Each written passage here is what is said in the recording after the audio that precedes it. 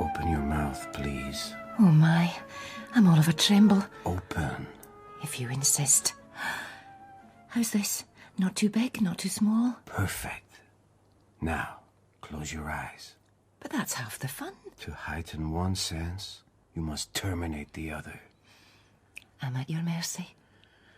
Are you ready, Jean Brash? As I'll ever be.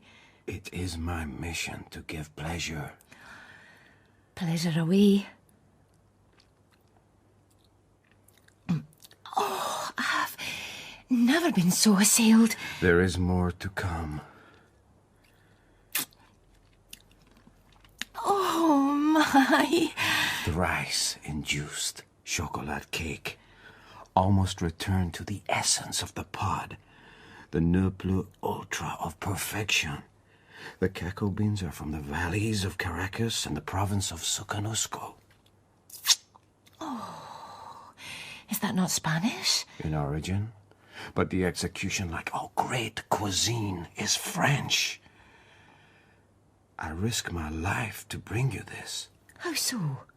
That stupid fat woman who employs my service, she wanted it all for herself. I have to wrench it out of her. I had no idea the giving of pleasure involved such extremities. I may leave her for dead and return to the other. The judge's wife. You betrayed her. She will accept me back with open arms. Be careful, Pierre-Henri. Women are deadly. Not for me. I am beyond them. Except for you, Jean Brash. Oh, I'm a special case, right enough. You are transcendent.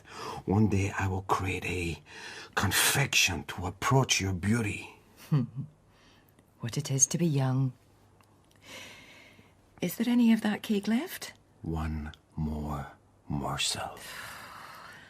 Eyes shut, mouth open. I should know better. But I never do.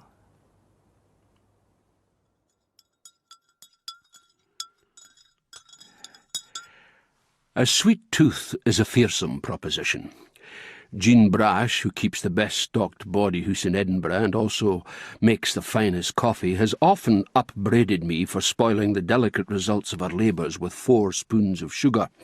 No doubt the success will catch up with me some day, and my kidneys will discharge a morbid flux. But until then, I rest content with my bad habits. It is dead of night. The city is quiet. I know that somewhere out there in the darkness a crime has been, will be, or even at this very moment is being committed before your very eyes. James McLevy, Inspector of Police, at your service.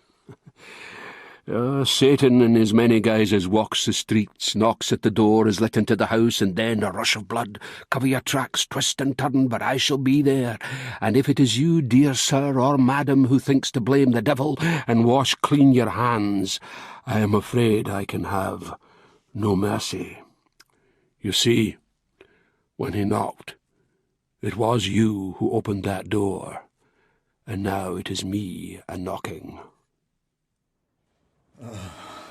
Are you all right, sir? I'm perfectly fine, Constable Mulholland, perfectly fine. Pardon me, my digestion is a trifle discomforted, that is all. Ah, your gormandising expedition, sir? Indeed, 12 courses.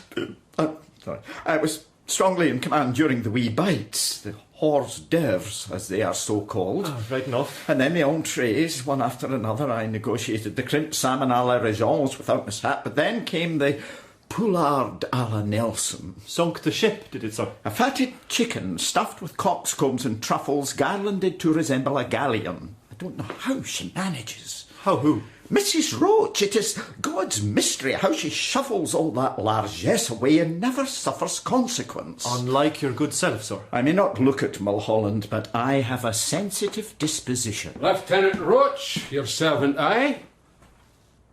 You look terrible, sir. Thank you, McLevy. I can always rely on you.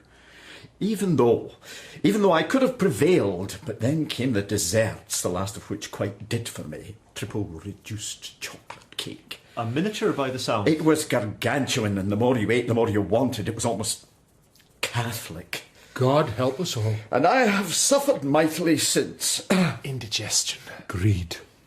And where was this gastronomic jamboree, sir? Jane Mingus, wife of the Surgeon Thomas, a good friend of mine. He was in Aberdeen. He had more sense. She has acquired a new chef, a Frenchman, Pierre-Henri. He honoured us with his presence, a young whippersnapper with a curly moustache. Ridiculous. But he can rustle up a plate. He is a genius. She will be the toast of Edinburgh if she survives. Survives what? Gluttony. She is also gargantuan.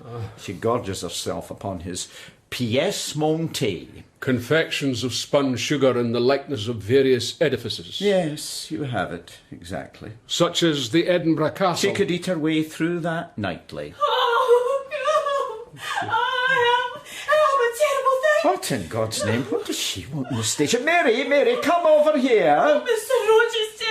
You know her, sir? The maid from last night, clumsy beyond measure. Oh, Mr. Roach, a terrible thing, a tragedy. What are you talking about? Now pull yourself together, girl. A tragedy. I found the mistress in her bedroom. There's a big knife sticking out of her. What kind of a knife? She's dead. Dead as a doornail.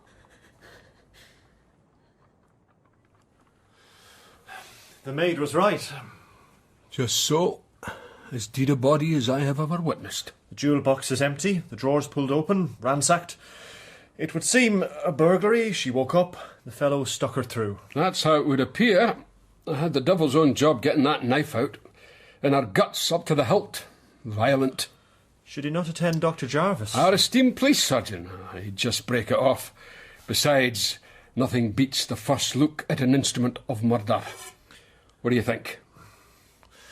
Sharp as sin, sir. It is mine. Sorry, Inspector, he just banged past. It's all right, Baxter. He's at least half your size. Who are you? I'm Pierre-Henri Escaff. I am the chef of this place. That is my naf de cuisine. What's it doing stuck in a body? What body? This body. You obscured. I did not see her. Madame, is she dead? Definitely. How is the knife? Unscathed. Where were you late last night? I had a rendezvous. Where and with whom? A lady. I cannot say more. A matter of honour. You go and sit in the kitchen with Constable Baxter. I'll deal with your honour later. And the knife? Held as evidence. But I use it for the finest cuts. It must be sharpened every day. Into that kitchen before I skewer you. Come on, you. I'm never sure about the French. There's many share that view. Here. I fished this out from the bosom of the corpse. Fished? What does it smell like to you? It's been in her bosom, sir. Just sniff, Mulholland. At a rough guess, chocolate, a big crumb. That's right. Squashed between the nightgown and her flesh. A big crumb. They had a terrible rammy, hammer and tongs. Is that so? Over what? Twa big slices. She had her eye on them, then they were missing. Slices of what? Dumplings? No, chocolate cake. I like market folks, sir. The chef said he was entitled. There was ain piece still left over, and she could have it, stick it in her big fat gebby. His exact words. Well, to that effect. His face was all purple then out the door. So he was gone and she was still alive, eh? But he might have come back. You don't like the chef, do you, Mary? He throws things at me. Evil wee swine. What about you? Me? I'm nothing. Later on, après dîner, tell me. I cleared up. After the guests, Mrs. Roach was last to go. Took the hind leg of a donkey. That would be Mr. Roach. And then? I cleared up. Then the screaming match. The wee swine left. Mrs. Mingus went to the bedroom to sulk. I closed all the windows and doors, took my leave. Late, that's it. Where did you go? The family. 2 wee rooms in Chalmers Close, the 10 years. I was confined all night. Between your mother and sister? That's it. Is it really? What else could there be? Mulholland! Will you kindly not do that? Sorry, sir. I saw you through the pane. I found this on the gravel, below the bedroom window back there. It caught the light. You near gave me a heart attack. Let me see. A button. Silver. Imitation. I can see that. A waistcoat button, cheap and flashy. You recognise this, Mary? No, so... You haven't looked yet? No, I don't. You sure? Waistcoats are no my style. Somebody wore it.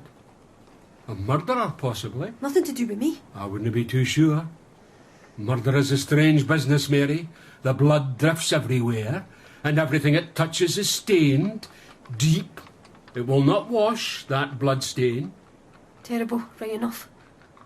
The murderer came in through that bedroom window. It was left unlocked. No by me. The mistress must have done it after to get some air. Unfortunately, I cannot ask her. The mouth is open, but she's no saying much. Oh, I need to sit down. Do so, outside. And I haven't finished with you yet. You're hard on the girl, sir. I have my reasons. And if you follow instructions, you may find them out, and their consequence. With a bit of luck. Yeah, I need luck. I'll take my stick.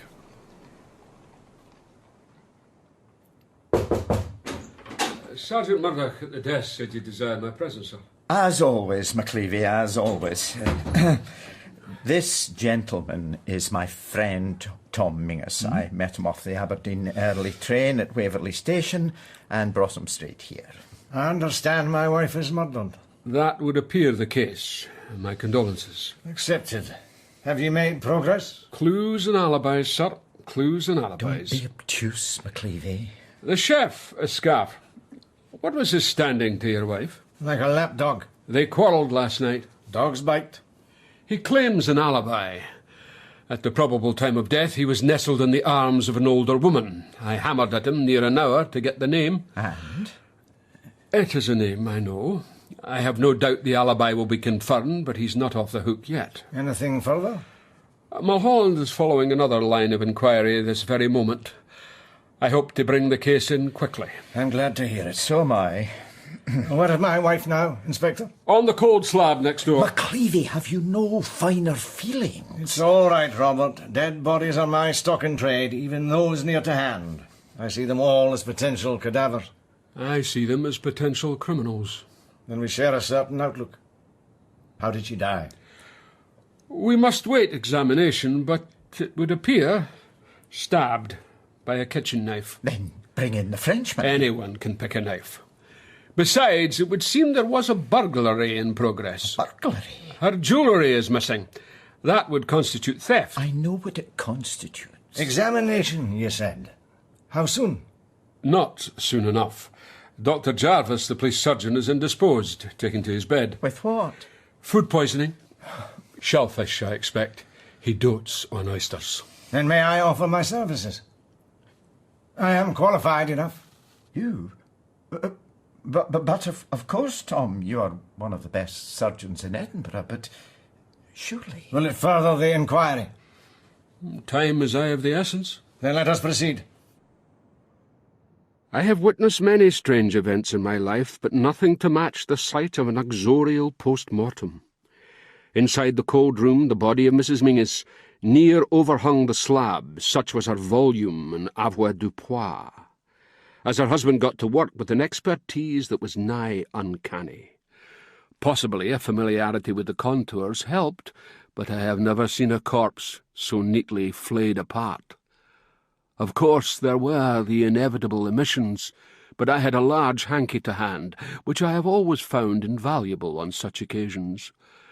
Lieutenant Roach, however, had no such baffle.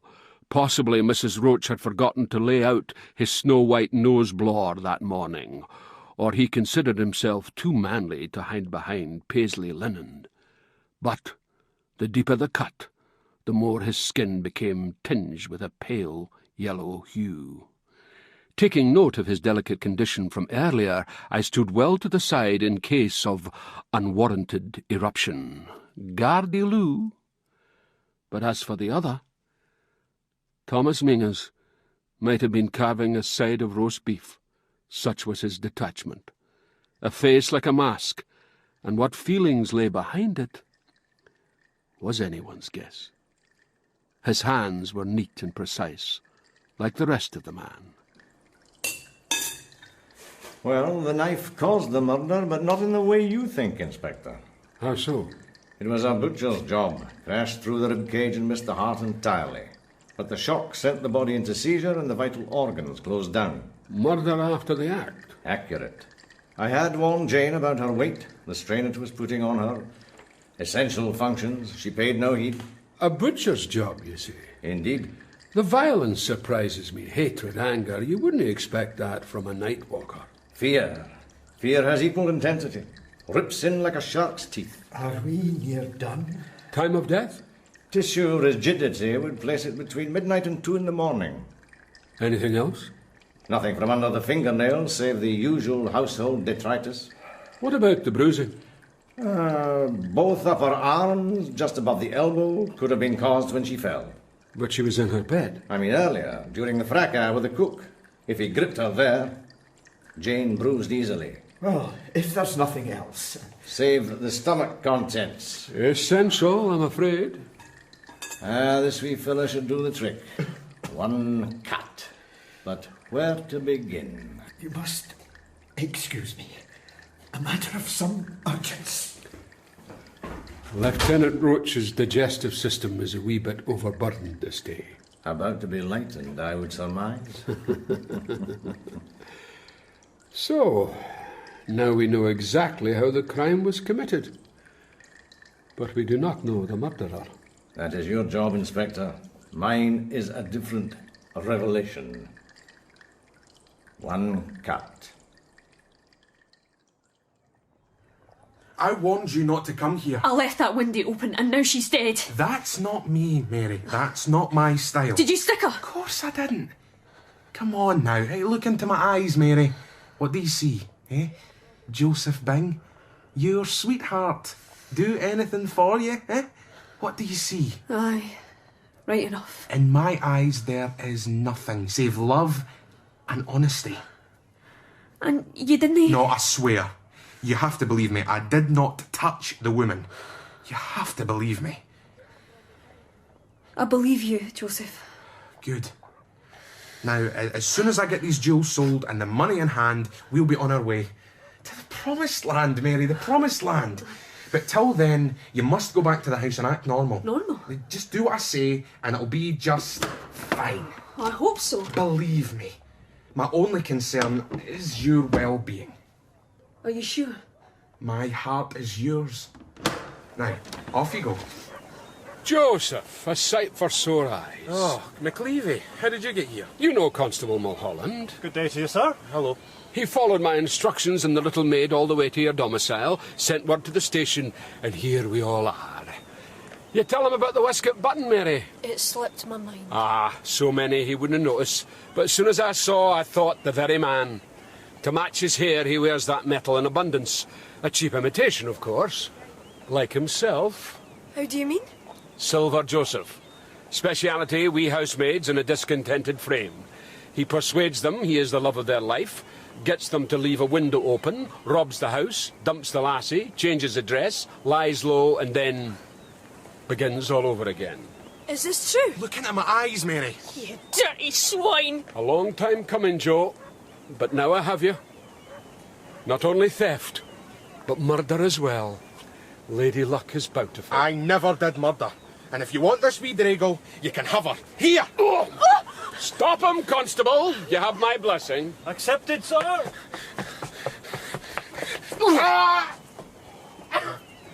That stick of Mulholland's a fearsome proposition. I made it myself. Blackthorn. You broke my ankle. Not at all. A numbness only. In half an hour you'll be as right as rain. And in the You've cells. hurt me bad. The pain. More to come, Joseph. More to come. What a bollocks you've got yourself in. Tell him. I was with you all night. But you weren't. When I woke in the early morning, you were vanished. I searched out inspiration to raise me. I could have done that. My tribute to you, my confection. I cannot find it in my mind. I could not rest. I walked all the way to the seat of Arthur to watch the sun come up in glory. All I know is I reached out and found thin air. But you will tell him all night. I can't believe it. You gave my name to McLevy. I had no option. What about all this French honour? There is worse to come. Such as? When the monsieur returned from the police station, he fired me just so, like a dog. Too bad. I am between engagements. I must stay here. Not a chance. Why not? This is a body house. The just land. We work for a living. I could feed the girls souffles. You've done enough damage. Oh, I can just see the big stupid smile on him. Who? McLevy. What? You.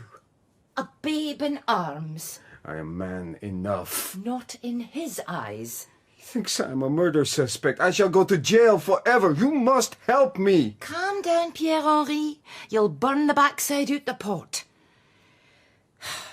If a burglar did it, fine. But if not, who else would want to kill her? The husband? He never talked to Madame. Anyway, he was in Aberdeen with gallstones. Then who else? Oh, the judge's wife. Do you have the letter she sent that time ago? In my very pocket. Give it me. It is confidential. Don't be glaikit. Give it me.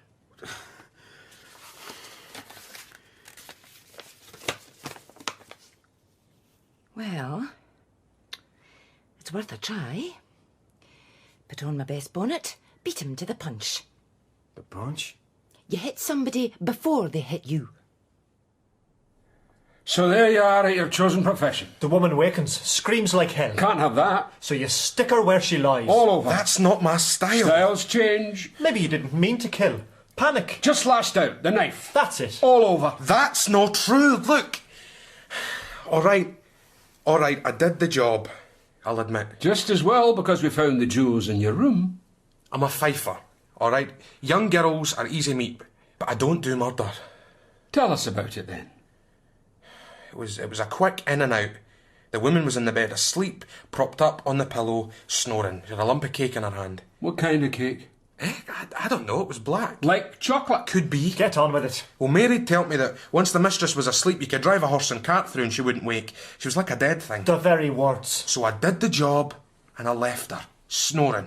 I thought I heard a noise in the house, the front door, so I got out in a hurry. When you lost your waistcoat button. That damned object. Price you pay for fashion, eh? That is the whole story.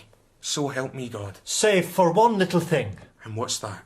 When you stuck her, Joe, was it from under? Over?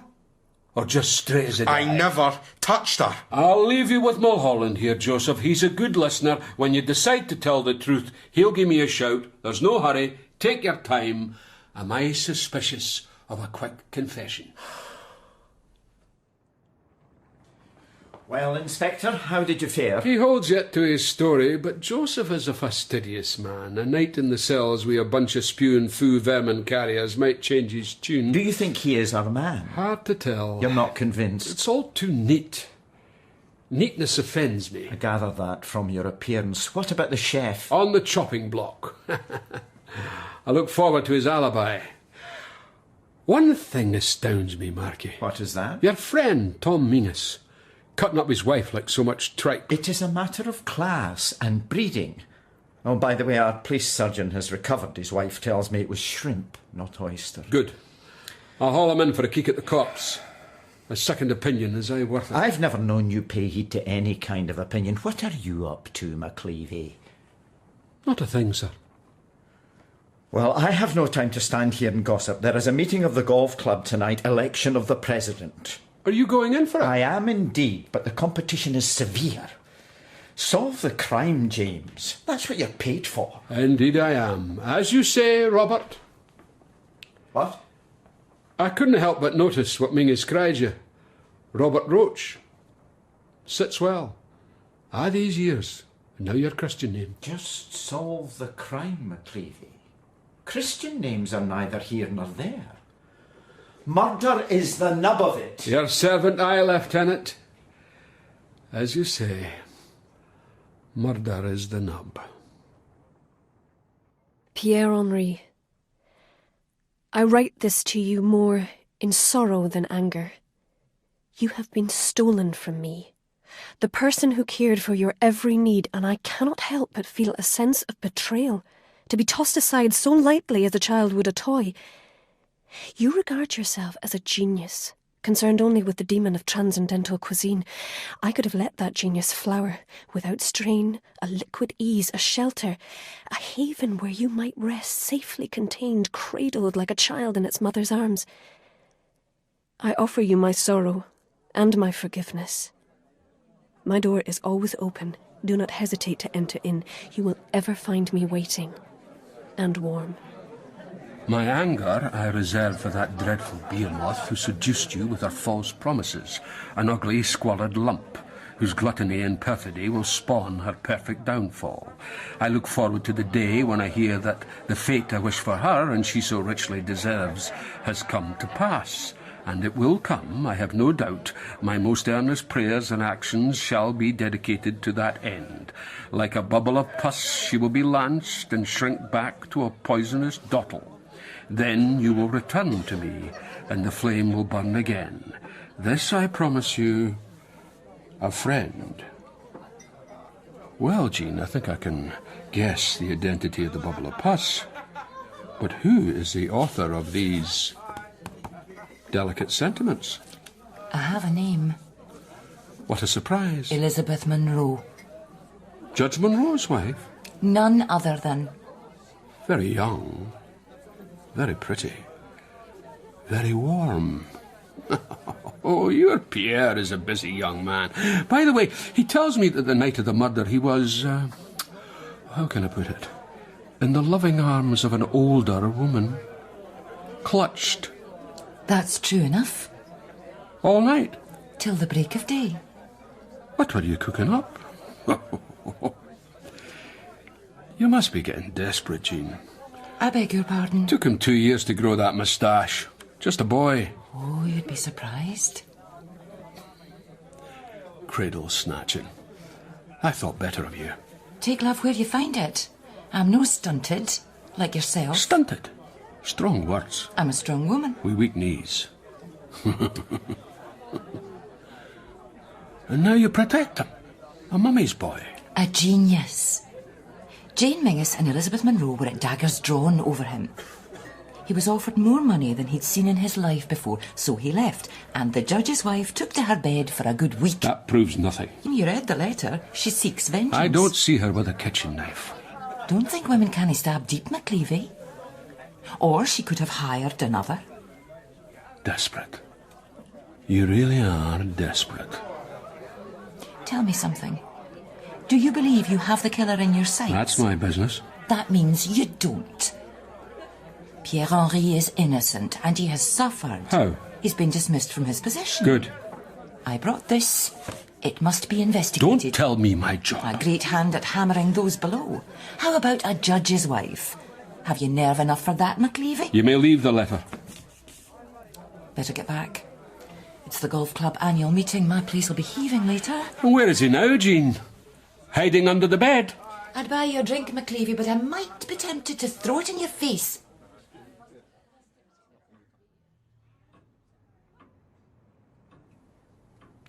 This is not a good idea, sir. A mere perusal of a mere epistle. So, what do you think, Mrs. Munro? Where did you get this? Fell into my hands in connection with the recent case of murder. I assume that would be Jane Mingus. Indeed, a terrible tragedy. Some might say. Do you recognise the handwriting? I do. It is mine. I wrote it here. You may have it back. It bears traces of a certain anger. I was angry when I wrote it. Not anymore. And Jane Mingus is dead. I hope you're not implying a connection. Not at all, ma'am. The night she died, I was at the opera with my husband. We retired. I never left his side. Ask him, if you like. Not necessary. Not at all, ma'am. There is also a certain warmth expressed. It is hard not to be fond of Pierre-Henri. He's like a child. A genius, but a child. He certainly seems to have a knack.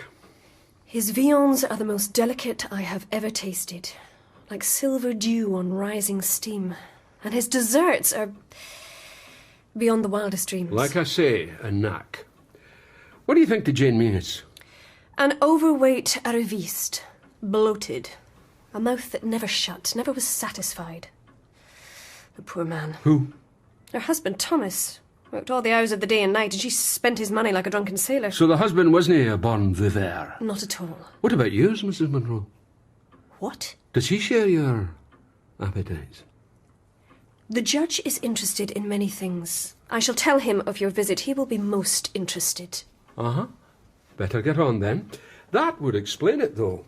Explain what? If Mr. Mingus wasn't a born gourmand, why the wee chef is out of a situation this very instant. Is he? Where is he now? You must tell me. It is important. Where is he? All tucked up. Somewhere. I shall inform my husband of your visit. Constable Mulholland, where is McLevy? I had some words with Dr. Jarvis in the cold room and then he shot off, sir. Shot off where? He wouldn't say. Judge Munro has just sent me a note. I was wondering that, sir. What did the pair of you think you were doing? The inspector's idea, mostly. Why does McLevy persist in annoying decent citizens when this is obviously a low-class murder, pure and simple? This fellow Joseph, has he yet confessed? Sticks to his story. What about the chef? Still in the sauce. Do you know what is the very devil of it all? I do not, Lieutenant. No. Last night, at the golf club for the presidency, I was defeated. Sorry to hear that, sir. And who beat me? Can't imagine. Judge Munro. And the very next morning, 2 of my men trailed their big hobnailed boots all over his sitting room. It doesn't look good, does it? Where is McLevy? I know he's out there causing untold damage, but where is he?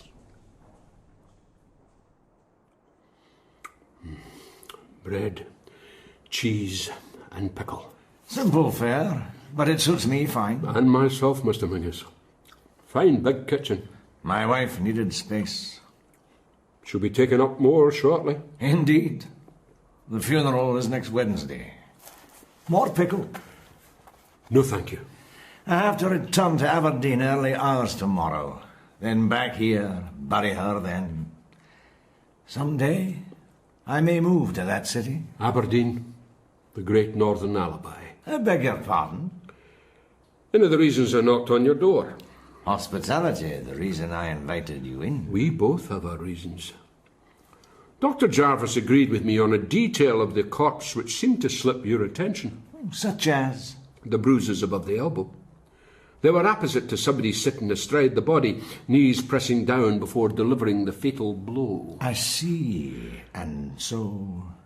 The murder was of a cold intent, not in the heat of the moment. Then why the violence? To deflect attention, lest a more skillful cut betray the identity of the killer. You're certain about the pickle? I am indeed.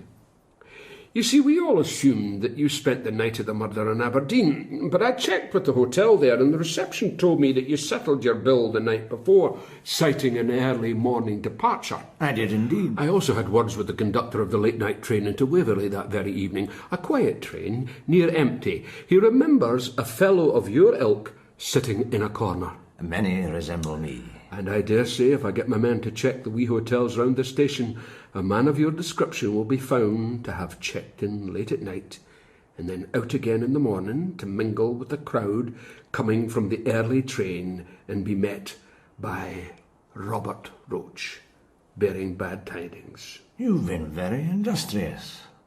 To what end? You were in this city the night your wife was murdered. You had a good alibi. But it's not quite good enough.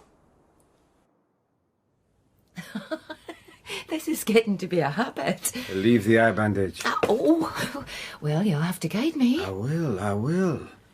Take hold of this. What is it? It is my finger. Oh, right. I will guide you to position. And now, release the digit. Sorry. Now, I light the candles. And you are there, yes. This is as good as I can make it. Can I look now? I will lift the bandage. Are you ready? Raring to go. Voila! The confection.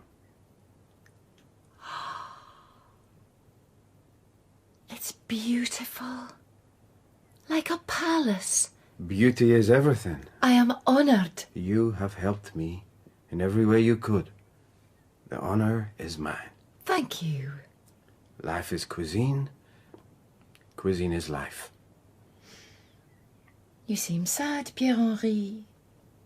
It is a tribute, Jean, and like all such, it reflects the past, not what is coming to be. A man comes home, late at night, bone-weary, unexpected even. He was to arrive in the morning, but decided otherwise. Opens the door and makes a noise. He hears another noise somewhere in the house, perhaps the sound of a hurried exit. From the bedroom it came. He opens that door to find the scene of a crime. A robbery.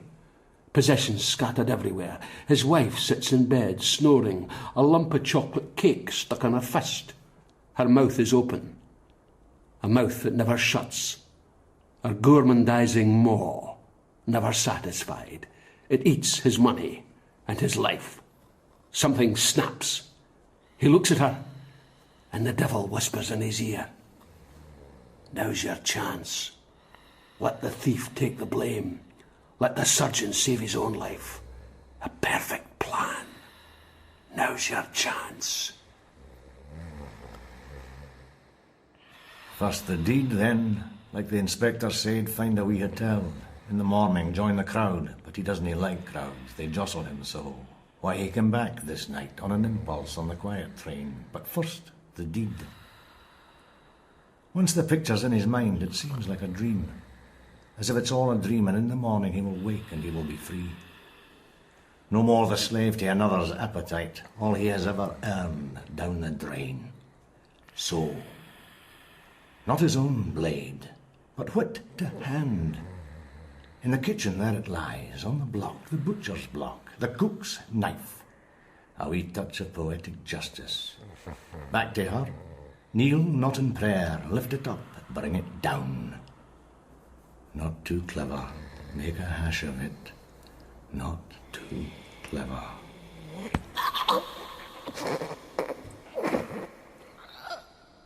I'll have that pickle now. Serve yourself. Of course, it is all surmise. You cannot prove a thing. I'll prove it. I'll leave you to that task. I'm away to Aberdeen in the morning. I'll be back in the middle of the week to bury her. For good. I'll be waiting for you. Good night, Inspector. Good night, Mr. Mingus.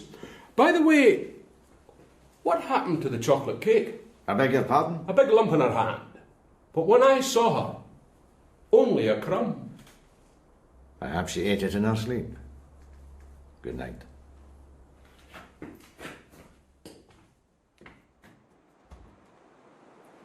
You've got a damned cheek. I bear good tidings. Lurking in the garden. I knocked your door. Hannah Semple, keeper of your keys, told me it was a quiet night. Very quiet. He's safe. Your golden boy. I know the killer. Not him, more's the pity. Oh, thank you. Where is he, anyway? All tucked up? Would you like to see something of rare beauty, McLevy? That depends. In my bedroom. I can manage that.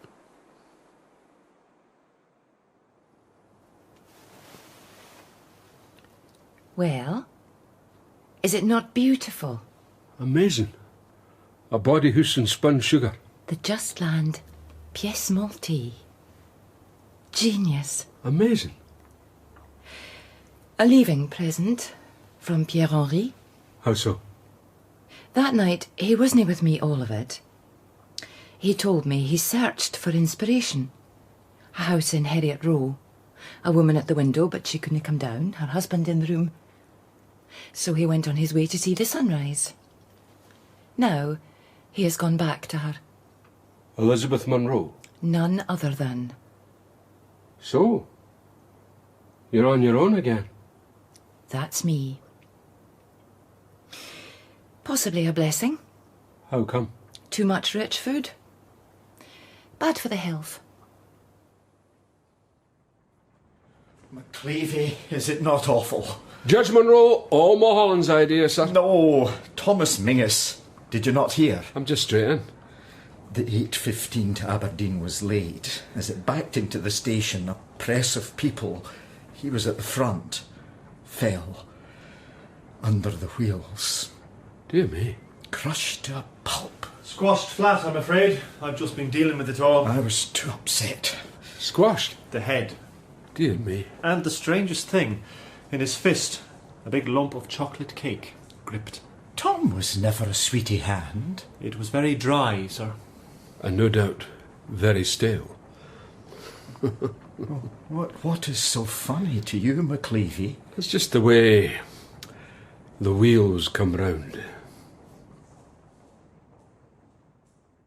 In a way, I was not surprised to hear of the death of Tom Mingus.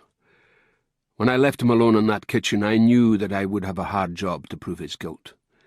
And yet I was persuaded that perhaps such effort might not be necessary. There was an anguish far behind his eyes, perhaps not even yet arrived in his conscious mind, but it was on its journey. The freedom he had bought so dearly would kill him in the end. So when he fell before the wheels, was it an accident of fate, or had he just decided to step off the edge of the known world? It is the very devil. Freedom. I'd better keep an eye on Munro. Wi' a wife like that, and wee Pierre Henri, the judge may find it too hot to handle. Jean Brash will contemplate her house of sugar, but it will melt. She will forget, and like myself, reach for the coffee pot. And what of Jane Mingus? Not one good word for her, but she must have been a princess once, who married her fairy prince, and things went to hell from then on. Who knows what pain she tried to bury under that mountain of degustation? It would take a better mind than mine to puzzle it all out, and I have never met such. But I have bought myself a slab of chocolate cake frae one of the bakeries. Low quality at a glance, but I thought, in honour of an abandoned murder case, it might be worth trying.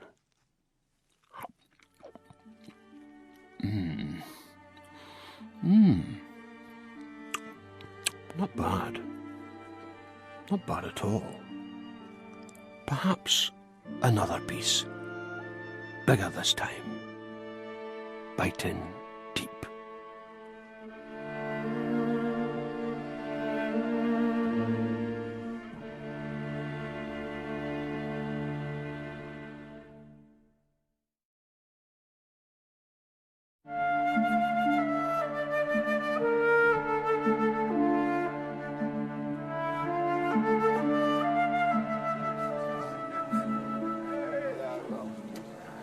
Ladies and gentlemen, we have within our tent sights that will amaze. Such freaks of nature to take the breath away and make you wonder, how can this be? Inside, you will see Jojo, the dog-faced boy, Patrick, the Irish giant, Hairy Mary from Borneo. That's my wife you're talking about. No, cheek! Quite proper, madame. How dare a wee naff like that cast aspersions on your beauty? All right. But poor Mary is a tangled conglomeration of hirsuteness which will excite pity and terror in equal measure. And to follow, Anita, the living doll, the fat woman of Paisley. Same old stuff as last year. I shall present to you the wee pretender, a midget dressed as Prince Charlie, perfect in every detail. Bendy, the India rubber man. Eliza, the skeleton girl. You're paying good money for that rubbish. I realise, sir, that to see the ugliest man in the world, all you have to do is look in the mirror each morning. But, if for nothing else, I would ask you to put your hands in your pocket to gain entrance and witness something never seen before.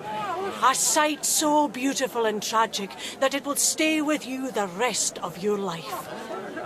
The Little Mermaid. The body of a maiden, the tail of a fish. She combs her long red hair, looks in her mirror, and dreams of the day she will return to the great ocean. In the quietness of her grotto, she waits and dreams. The water trickles down her skin. The rocks tremble beneath her touch. But once the land has claimed you, there is no going back. She drifts like a ghost between worlds. Her face is sad yet full of beauty. The tune she plays is the melody of a lost life. She can never return home. The poor wee lassie. She can never return home. We are a mystery to ourselves and each other. I am James McLevy, Inspector of Police, and quite properly recognised as such, but who knows what secrets I hug to my bosom that may change me in the twinkling of an eye. I might become a criminal, a libertine, or even join a Masonic lodge. Who can tell? It is the witching hour. I should be asleep, but too much coffee has put paid to that possibility. So now, rendered unable to partake of the communal slumber, I torment myself with unprofitable thoughts. Most thoughts are unprofitable. I thank God for boundaries. Otherwise you'd spill out all over the place like a leaky bucket. And yet, I have to admit, I am intrigued.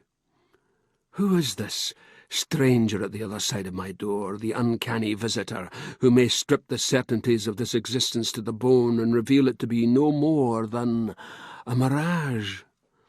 Should I curse the bringer of such insights? Should I keep the door firmly closed? Or should I open it, and then arrest him where he stands? An attic room in the parish of Leith in the city of Edinburgh may not be the perfect place to have such thoughts, but I am having them anyway, and maybe it's the coffee I should be cursing. But one thing strikes me as a fierce proposition. When that weird world collides with yours, a thing changes shape. Madness dances in the wind, and the devil joins the party, and he aye plays the prettiest tune. Colette! Wait! Provide me a reason. I am not in your condition. Very few are. Such a rare beast. Now, I am your slave to command. Slaves litter my life. I want something stronger. I will give you the earth. I have been promised that before. Do you see? The moon has come out to join us. Now that's what I call a partner. Colette! Colette! If you leave me by myself, I'll starve in the wilderness. Come on, Slowcourt. Not born for this. I'm a sedentary fellow.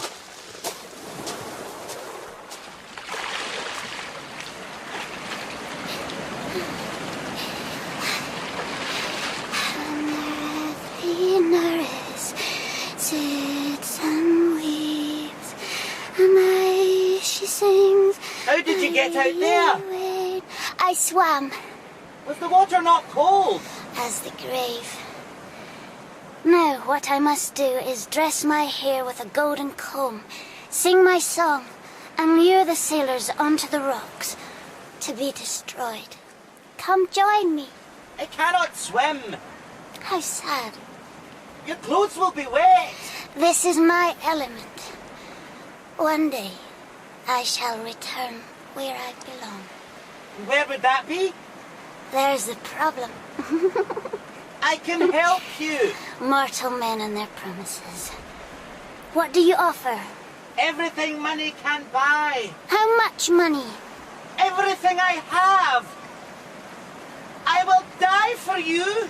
That sounds promising.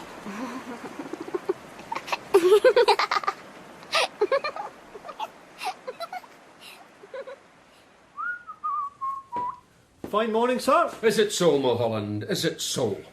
When I passed by the Leith links, did I not see the fair? You did indeed. Freaks and mountebanks. Nathan but mischief. You're not in a good mood, sir. I slept badly. I hoped when old Henry Steele died that would be the end of it, but no, his daughter Martha stepped into his boots, a most unbecoming pursuit for a woman. What about your friend Jean Brash? She keeps a bawdy house. All Jean Brash and I share is a penchant for decent coffee. Well, everybody likes a fair. Well, I don't. When I was a wee boy, my Auntie Annie took me to one and I got lost. Ended up in a tent with the exhibits. A man with no arms and legs. The human torso. What did you do? Howled. And what happened to him? I don't know. He was Russian. McLevy, I want a word. Your servant, I, Lieutenant Roach. The British Linen Bank at the top of Leith Walk, a possible theft. Robbery. The manager will explain. His name is William Telfer, his pew just behind mine in church. You worship together, sir.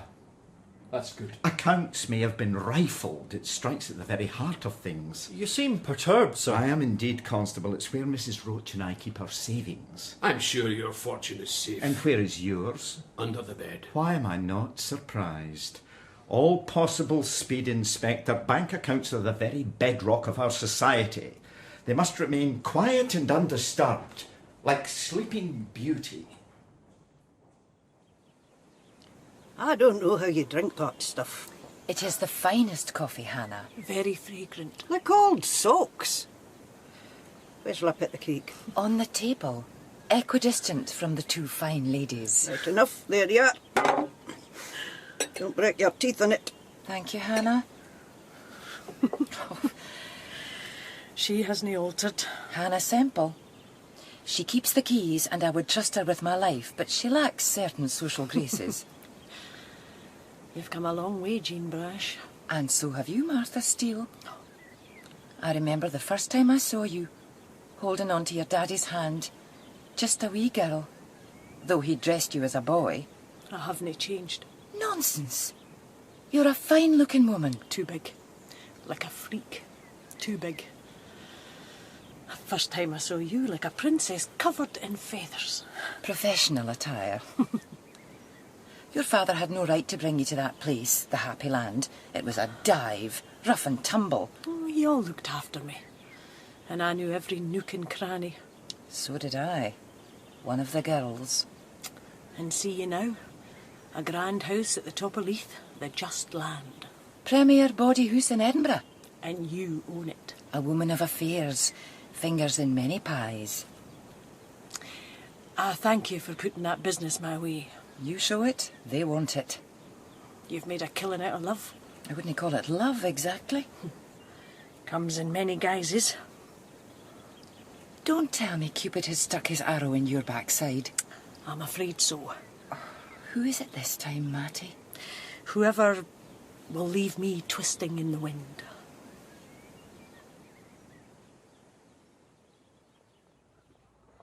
This must be in strictest confidence. Is Lieutenant Roach's fortune safe? Of course it is. That's the main thing. Carry on. A sum of money has been misappropriated from one of our clients' accounts in cash. Did they not notice? They are solicitors. What kind of sum of money?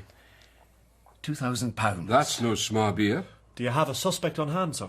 George Rennie, one of the clerks. He handled the account. Wheel him to us, then.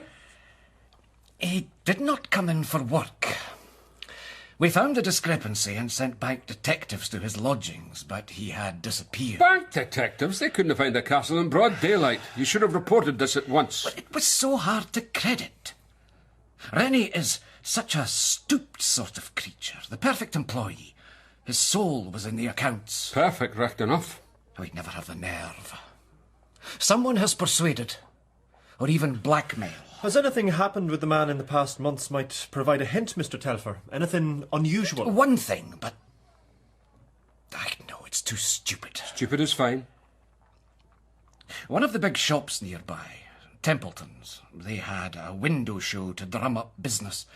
From the fair, a mermaid. A what? A mermaid. In a tank, swimming. Well, you couldn't see much. The light was dim, green. Maritime, I suppose. She sat on a rock. But you could swear there was a suggestion of bare flesh near the region of the fish tail. Bare flesh? Under the red hair which tumbled from the shoulders. I never looked that close myself. Who did? George Rennie. One of the clerks told me every lunchtime, every minute of the day he could, Rennie spent looking in that window. George Rennie had indeed vanished from the face of the earth. We checked his lodgings and all known places where the man was wont to go, but not a trace. All were agreed that he was a meek, feeble creature, bent double in apology for being alive, his only defining feature a moustache that looked as if it had died on his face. No exactly the stuff of which embezzlers are made, but that would seem to be what he had done, and he would suffer harsh consequence. What had caused the man to change, to risk all of an admittedly miserable life, but all he had, in such an act? He would seem to be a soul of conformity, save for the predilection towards sea-fairies. So, back we went to the big shop. The manager remembered the lank Shilpit bank clerk slavering through the glass.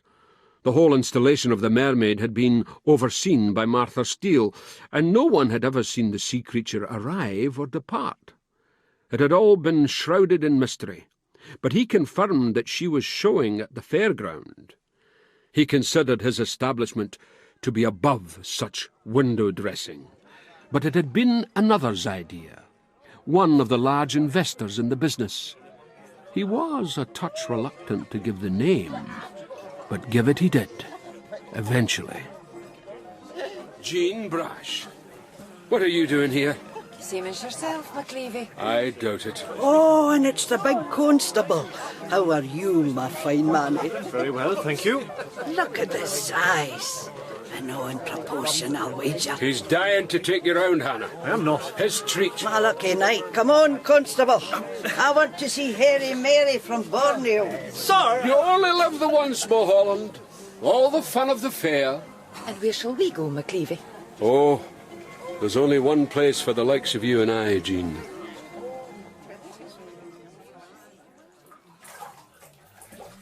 Is she not beautiful? What you can see. When I was a wee girl, in the gutter I came across this broken toy. A mermaid. She had but one eye. That's a pity. I kept her as long as I could. When she was taken from me, I cried the most bitter tears. Well, you got over it. I often see myself so, like a mermaid. Part one world, part another. Templeton's, that big shop in Leith Walk. Yes. The manager tells me you put money in. He had no right to disclose. I was persuasive. You also. What? Persuaded him to put that wee creature there in his window. Why? Marty Steele is my friend. I thought some free exposure might help. No other reason? What could there be? That wee beauty behind the glass. I need to talk with her. What for? She might assist in investigation. Crime. You know the sort of thing, Jean. I know the sort of thing. Hairy Mary, my backside. There was a monkey dressed up. Women's clothes, but undoubtedly simian, sir. You'll have to get past Marty Steele. I'll do just that. Always on the case, McLevy, eh? Never smell the roses. Oh, look. She's combing her hair. Is that no nice? It's a big comb. A lot of hair. What's she doing now? An Irish harp. For the knee. You couldn't have a big one on that rock. The siren's song. Watch your wee boat, McLevy.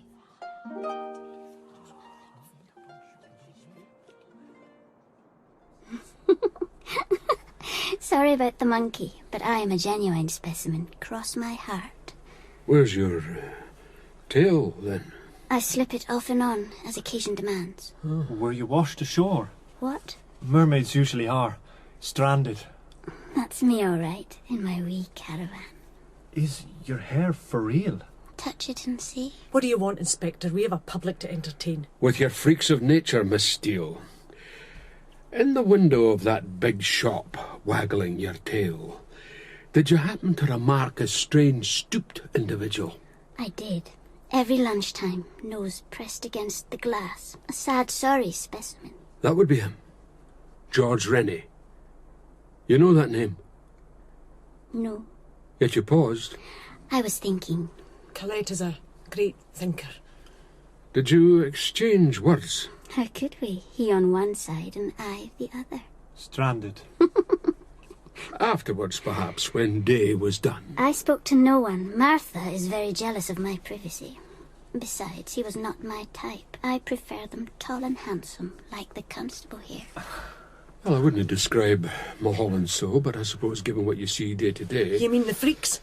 The grotesques? The ugly gargoyles with their hideous growths? You exploit them, Miss Steele. I make them a living. What would they do else? Walk the streets, be spat on, sneered at, mocked and stoned? At least with me they have some dignity. Though the crowd roars at them, ma'am. Perhaps. But they also look and wonder, and they pay good money. My freaks can live. They eat well, they drink, play cards, laugh. Some of them even fall in love. I'll dance at the wedding. I could put you up there with them, Mr. McLevy. The two of us.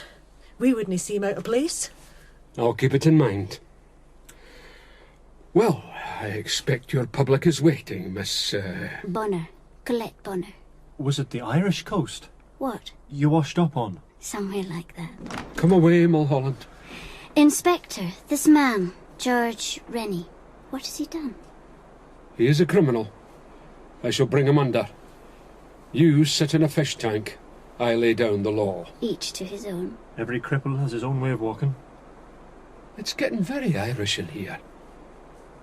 Come away, Mulholland, before you revert entirely.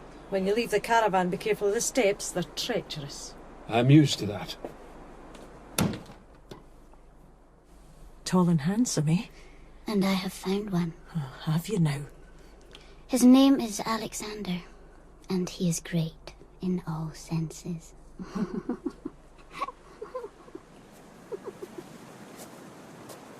Over here, sir! I can't see a thing. Lack of night vision. Not enough carrots. Carrots be damned. You have the lantern. No! Ah! There you are. And here it is. What remains? The revenue cutter spotted him on the rocks. We managed to drag the body this far.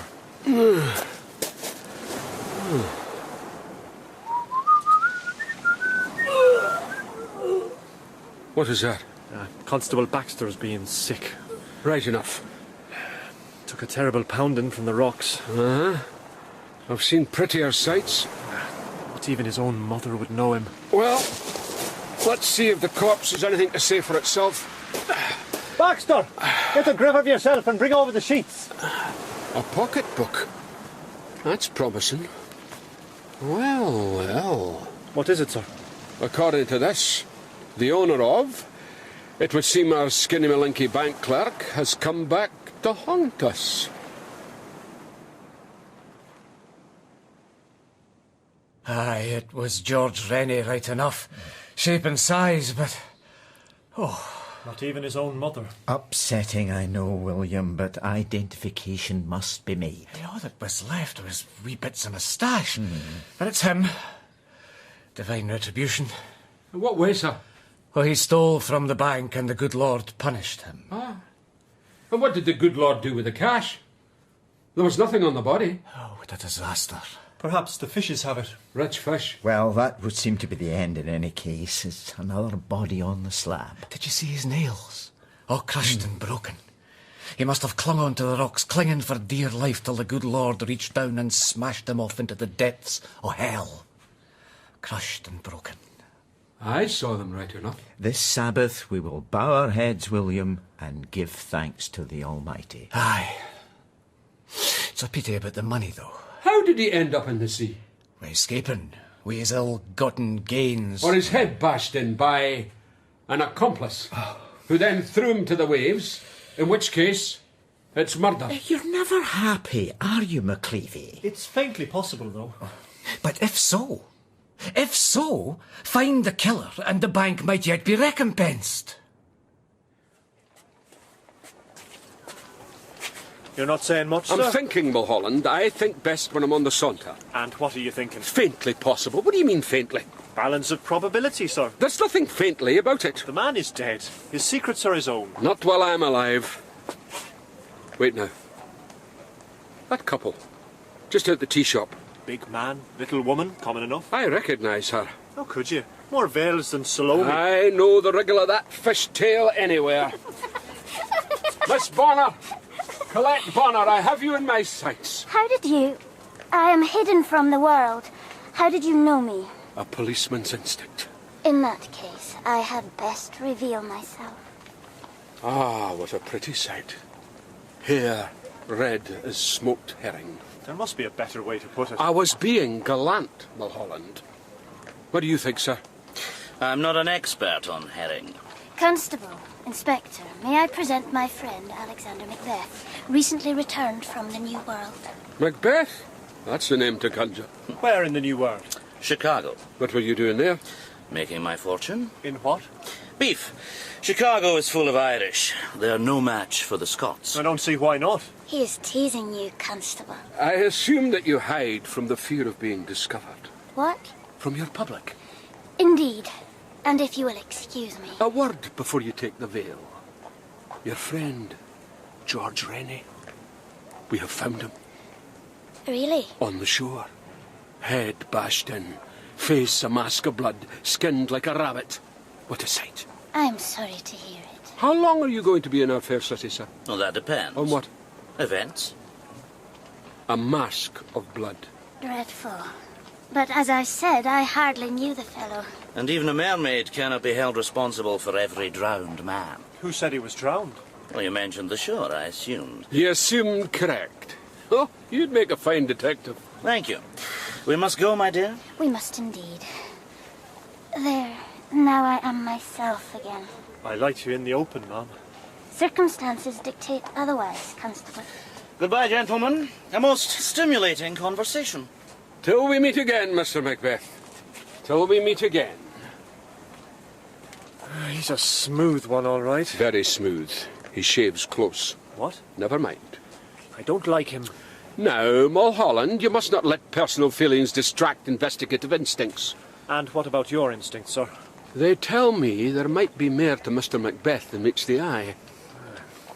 What shall we do now? We shall part company and meet later this night.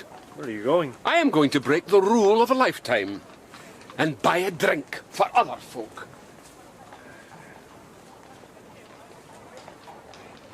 Did you kill him? Not at all. Nature beat me to it.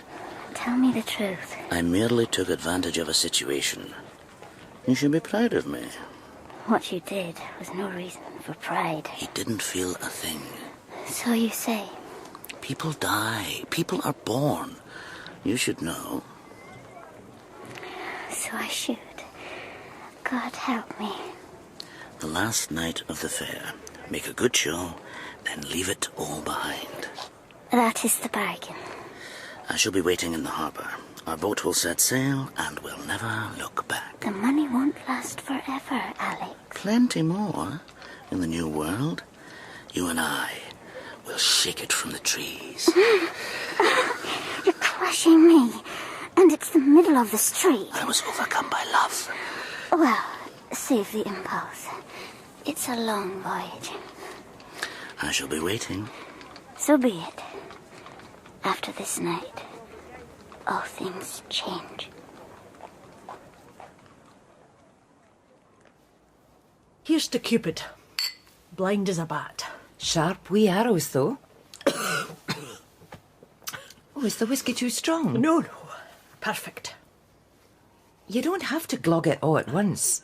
I'll remember that next time.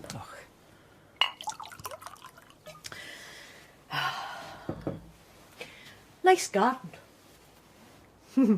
Nice bedroom. Thank God for sinful men. What is it? I was just brought to mind the time your father was otherwise engaged and you hid his trousers in the soiled laundry basket. I thought it was funny. I don't think he did. No, but if I'd been a boy, you'd have laughed. Time to open shop, mistress.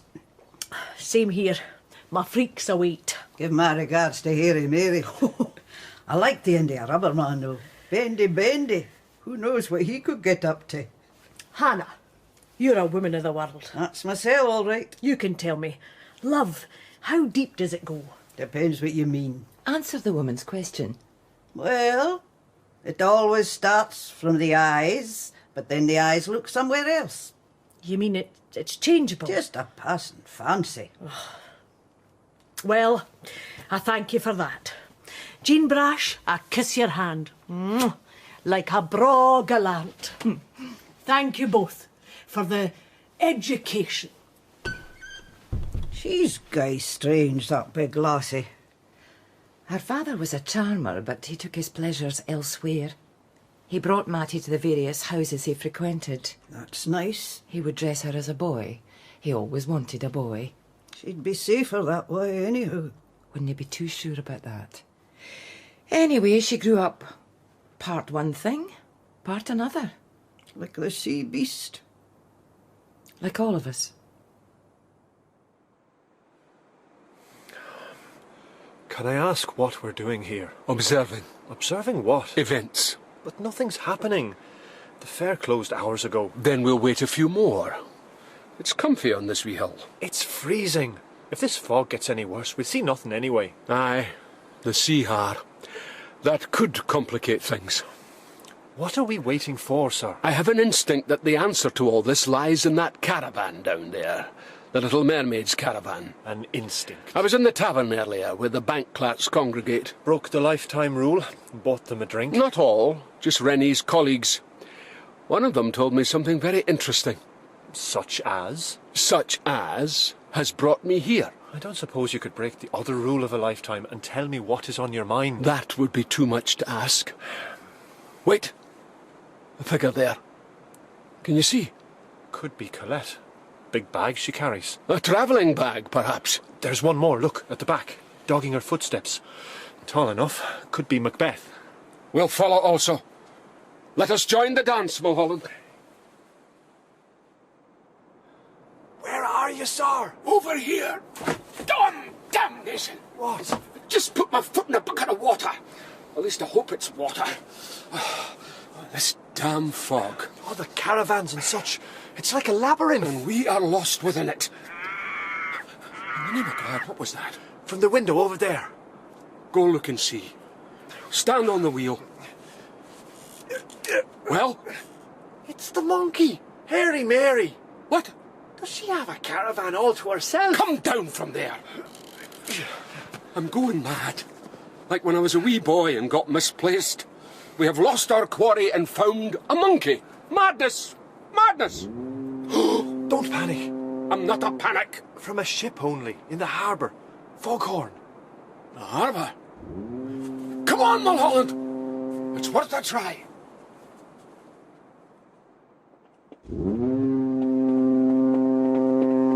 Colette! You didn't say goodbye. I don't like goodbyes. Oh, so you just leave? I do indeed. You think so little of me. I didn't ask you to form an affection. You did that all by yourself. Now you must deal with it all by yourself. I'll deal with it. You're a decent sort. More's a pity. I've rarely been described so. The way to your heart is simple. Mine is all twists and turns. Can I carry your bag? I'll manage, thank you. I cannot entreat. It would do no good. Then we must say goodbye. You may not like it, but it's all I have left. Come close. I am a mermaid who has been washed ashore. I must return home, and you must let me go. Then go.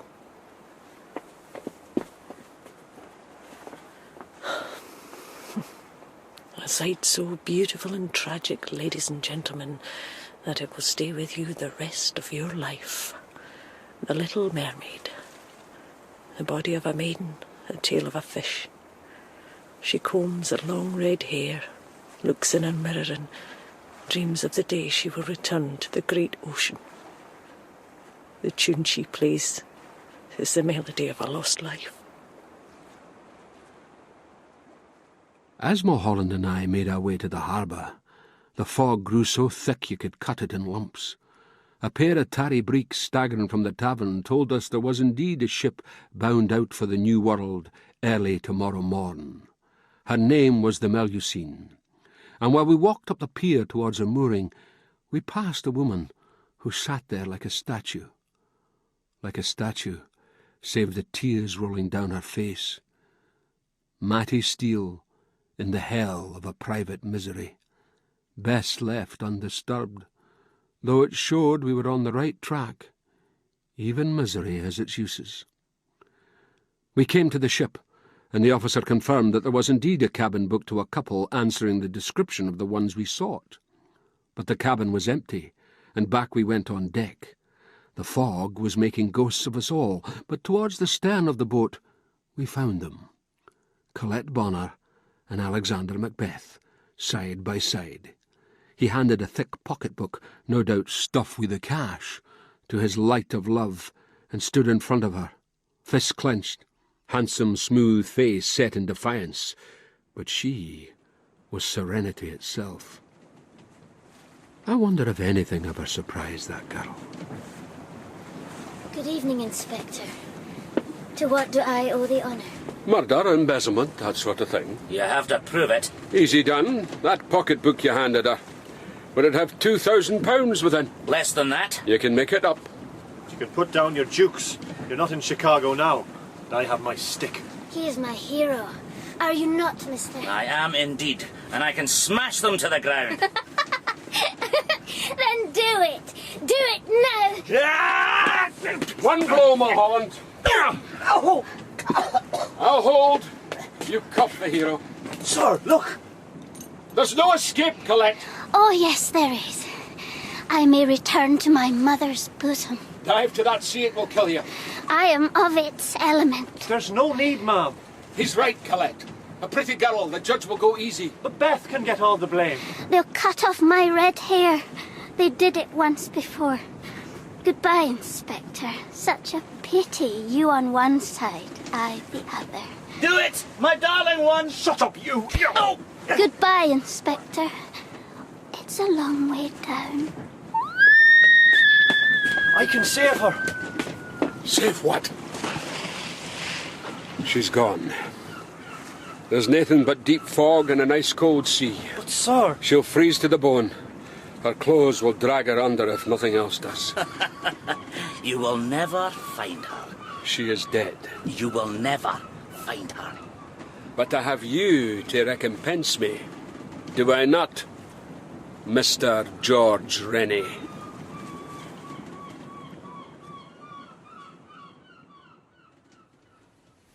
And how was your night in the cell, sir? I had fleas for company. Good. So, Inspector, you found me out. I had suspicions. You might have shared them. They weren't much. The nails of the corpse were black and battered, but the ends of the fingers seemed broadened, calloused, those of a working man. To follow that, the eyes, you did a good job on them, but... Nature did the job. The sea had washed them near out, but the remnant was brown. I checked with your fellows in the tavern. George Rennie's eyes, like yours, Mr. Macbeth, were slate grey. And another thing, they told me, meek he may have been, but Rennie was a great mimic. He could take off any voice. Is that all you could garner? Then there was the matter of your own skin. My goodness. Down to the bone, eh? I noted that the area above your mouth was a wee bit different from the rest. Pinky. He shaves close, you said. A colour such as you would get if you removed a moustache that had been there for many years. Still not much. Enough to get us to that hill. And all else followed. You were plain lucky. Just plain luck. Good for you, bad for me. So, how did it all come about, Mr. Rennie? George Rennie merely rented this body. I own it. You will address me by my proper name. The name I chose for myself. Very well. Alexander, how did it all come about? She changed me. In what way? Every day I was there. Every night at the fair, such devotion intrigued her. We walked by the sea, Then, one night, it all changed. I would never be the same. How come? Let us say, she shot a spark into my soul. Witchcraft? Passion. She created it. In me. And for that, I will be eternally grateful. So you went embezzling? It was our only hope. To escape. So you straightened up, brushed your hair, shaved your face, bought fine clothes, found a new voice, and walked out proudly. Unfortunately, you broke the law first. The law? I live by it. There is also the small concern of the dead man on the shore. A gift from God. What? Every night I waited for her. I walked by the sea. I found him, lying there, a vagrant, drunk and fell in the water. The shape and size of me, even to the moustache. A gift from God. I walked into the waves, soaked my clothes, everything, then changed with him. I shivered in the cold, put my pocketbook to his body, and then he was dead, you see? Far gone, dead. Nature did the job, but I had to finish him off. Make him so that he looked like nothing. So I picked up a rock and... Smashed it down? It was necessary to escape. You sure you did not give nature more than a helping hand? Pick the man out, follow him, kill, and then do the rest? No, I could not, of course, do such a thing. I thought you would be proud of me. You must believe me. The judge is the person to whom you might address that plea. I thought she would be proud of me. Now I have lost her. Oh, the body will turn up. Eventually. You will never find her. I am all alone. You've always got George Rennie. I cannot go back to him. That creature. He is you, sir. Never. But he waits inside me. I can hear him. Waiting. Yes, Mr. Telfer. No, Mr. Telfer. I'm so sorry, Mr. Telfer. It's all the fault of that wicked woman. I'll die for you, my darling. I'll die for you.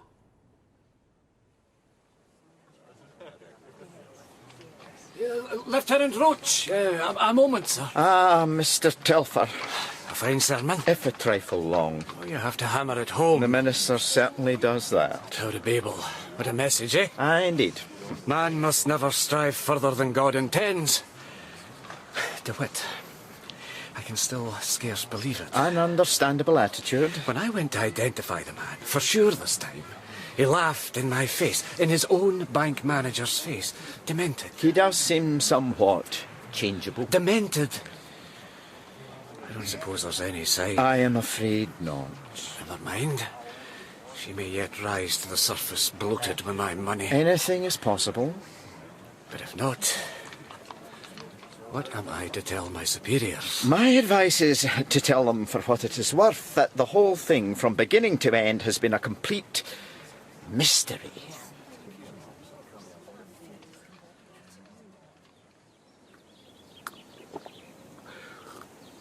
So, the fair has left town. And Matty's broken heart will mend. She will find another mermaid. No doubt, but George Rennie's a different proposition. Do you think he did kill the other? Oh, who knows? It might well have been an accident. The courts will decide. Good coffee. All the way from Guadeloupe? I wonder if the little mermaid is floating with the fishes. She may be on dry land. They searched most of the night and all next day. No one could survive that sea. You never can tell. I can. Mistress, the man's here about the goldfish pool. I'll be up directly, Hannah. Goldfish pool? Uh-huh. In honour of recent events, I thought I'd have an ornamental pool put into the garden with big fat fish. What if a heron comes calling? I'll shoot it. Anyhow, you never know what you might find swimming around in the water. You never can tell. The mysterious ocean. It stretches all the way from Leith to the New World. The mermaid may yet reach her destination. George Rennie, however, may always drift between two identities in a single body, the one he detests, the other racked and tortured by his thoughts of a lost love. Never mind. The Perth Penitentiary has a cure for all known ailments. I came across a poem by James Hogg, a good man in a crisis, entitled The Mermaid. This wee stanza tickled my fancy. O passions deadlier than the grave, ah, human things undoing, the maiden of the mountain wave has lured me to my ruin. You could look into Colette Bonner's eyes, into the depths, and she would take you further and further from the safety of the shore. How did she do it, I wonder? How did she effect such a change in that crushed soul? Or perhaps was it more that Alexander Macbeth was just waiting to be born, the stranger at the door? You must hold the mind fast. You must always be on guard, like a policeman in the darkness of the night.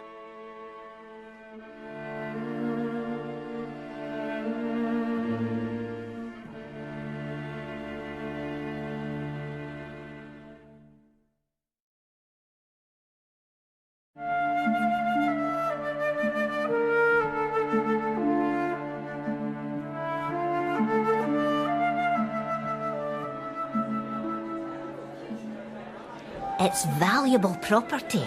Not even yours, Bridie? She left it me. Loved me like a daughter. What I cried her. Mother Bannon. Everyone called her that.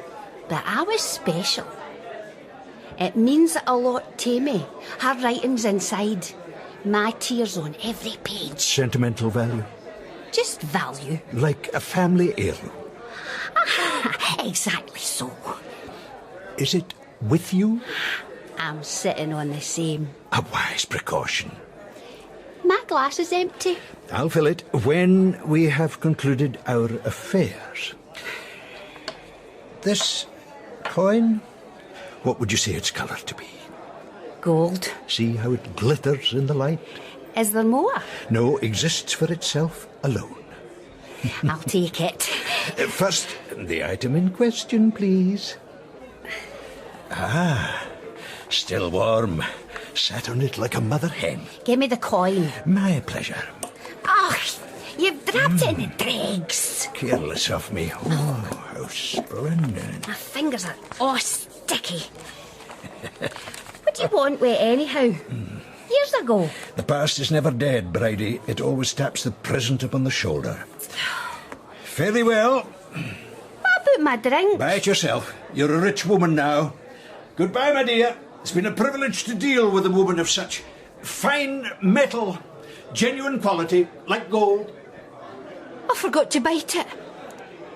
Oh, no! Oh, my God, this is false coin! You dirty swine, this is false coin! I have been pondering the nature of evil. Does it exist of itself, or is it produced by a failure to look truth in the face? Is it in fact poisoned good? Is there such a thing as pure wickedness? Or does one act of avoidance lead unto another to produce an inexorable chain of events which ends in the terrible evil of a bad incisor, the like of which is now plaguing me? I am James McLevy, Inspector of Police, and I can't even drink my own coffee. What have I done to deserve such a reckoning? Jean Brash, a woman steeped in Satan, a body whose keeper no less, has teeth white as tombstones. How has this come about? Where is the justice? Why has God punished me so? Perhaps it's my own fault. I have a sweet tooth, and they say sugar is a great destroyer of the enamel race. But who can fight against his own nature? Ah, my head is bubbling with all this. There's nothing for it. I will have to recourse to whisky to numb the pain. Terrible sacrifice. But, wait. What about hot toddy? With 4 sugars. Aye, that should do it. That should scour the poison from the gums. Enough of pondering. Enough of grand thoughts and disinterested conjecture. I am in the parish of Leith in the city of Edinburgh, and my pain is on the personal side.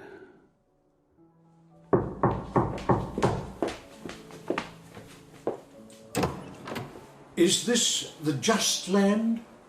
It is indeed. And whom do I have the honour of addressing? Hannah Simple. I keep the keys for Mistress Brash. I see. Your establishment has been recommended. May we... Uh-huh. You may. My name is Frederick Marshall.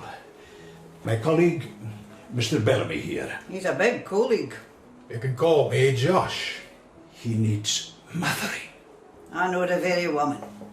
Come away, Josh. Wipe your feet first, it's muddy out there. Right enough. Up the stairs now. Your mummy's waiting. That'll be nice. Mistress Brash! Custom! Thank you, Hannah. So you are Jean Brash. I've heard much about you. Queen of the night. I work all hours. I remarked the goldfish pond in your garden. I'm fond of goldfish. That's nice. And a piano. How splendid. Cultural. I so adore the music hall. We aim to please. What is your favourite rendition? Going home with the milk in the morning. I prefer Sam Hall, a smidgen more bite. That's Mr. Bellamy settled in, mistress. Happy as a sun, boy. Thank you, Hannah. And what is your predilection, sir? A bottle of champagne and a quiet corner. I am beyond the sins of the flesh. That's rare. I am a rare person. Do you not know me? Never seen you in my life. How unfortunate. I could have sworn. If you'll follow to the reception room, we'll attend your needs. How splendid.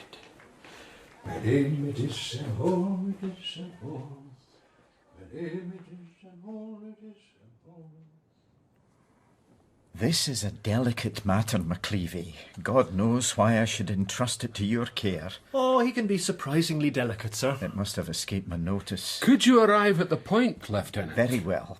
This must go no further than you and Constable Mulholland. Our lips already sealed, sir. My godson, Andrew Sheridan, is due to be married in 6 weeks, but something has gone badly wrong. The bride skedaddled? Quite the opposite. The boy has walked out of the house and disappeared. His mother is a widow and in a terrible state. If it's all that personal and delicate, why not deal with it yourself, Lieutenant Someone Rhodes? saw him in a low tavern down by the Leith docks. That's your territory, McLevy. Why did he walk out? Stage fright, perhaps. Marriage does odd things to people. As I know to my cost. I'll talk to the mother. You will not. Mrs. Sheridan is a fragile creature. One look at you and she'd shatter like a china vase. Here is a likeness of the boy. Just find him. Shock of fair hair. That should pick him out. Once found, then what? Get him back here. I will attempt to hammer some sense into his head. His mother has spoiled him. He needs a father's heavy hand. I'm sure you can supply that, sir. Yes, but remember, delicacy is of the essence, McLevy. Of the essence.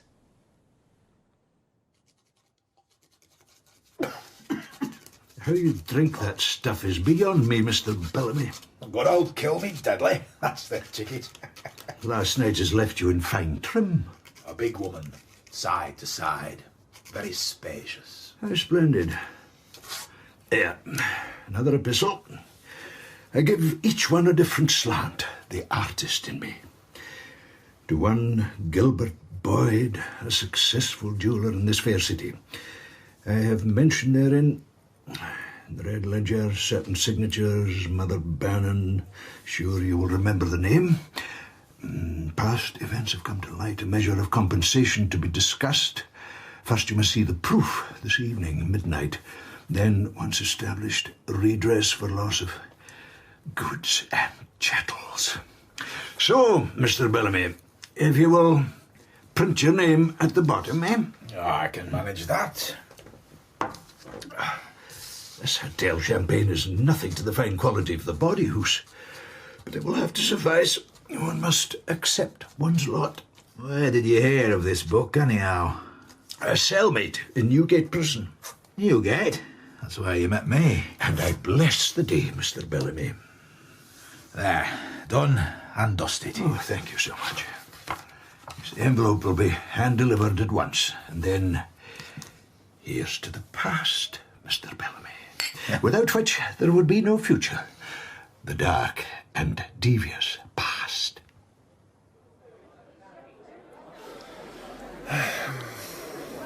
That's a big whiskey. Medicinal.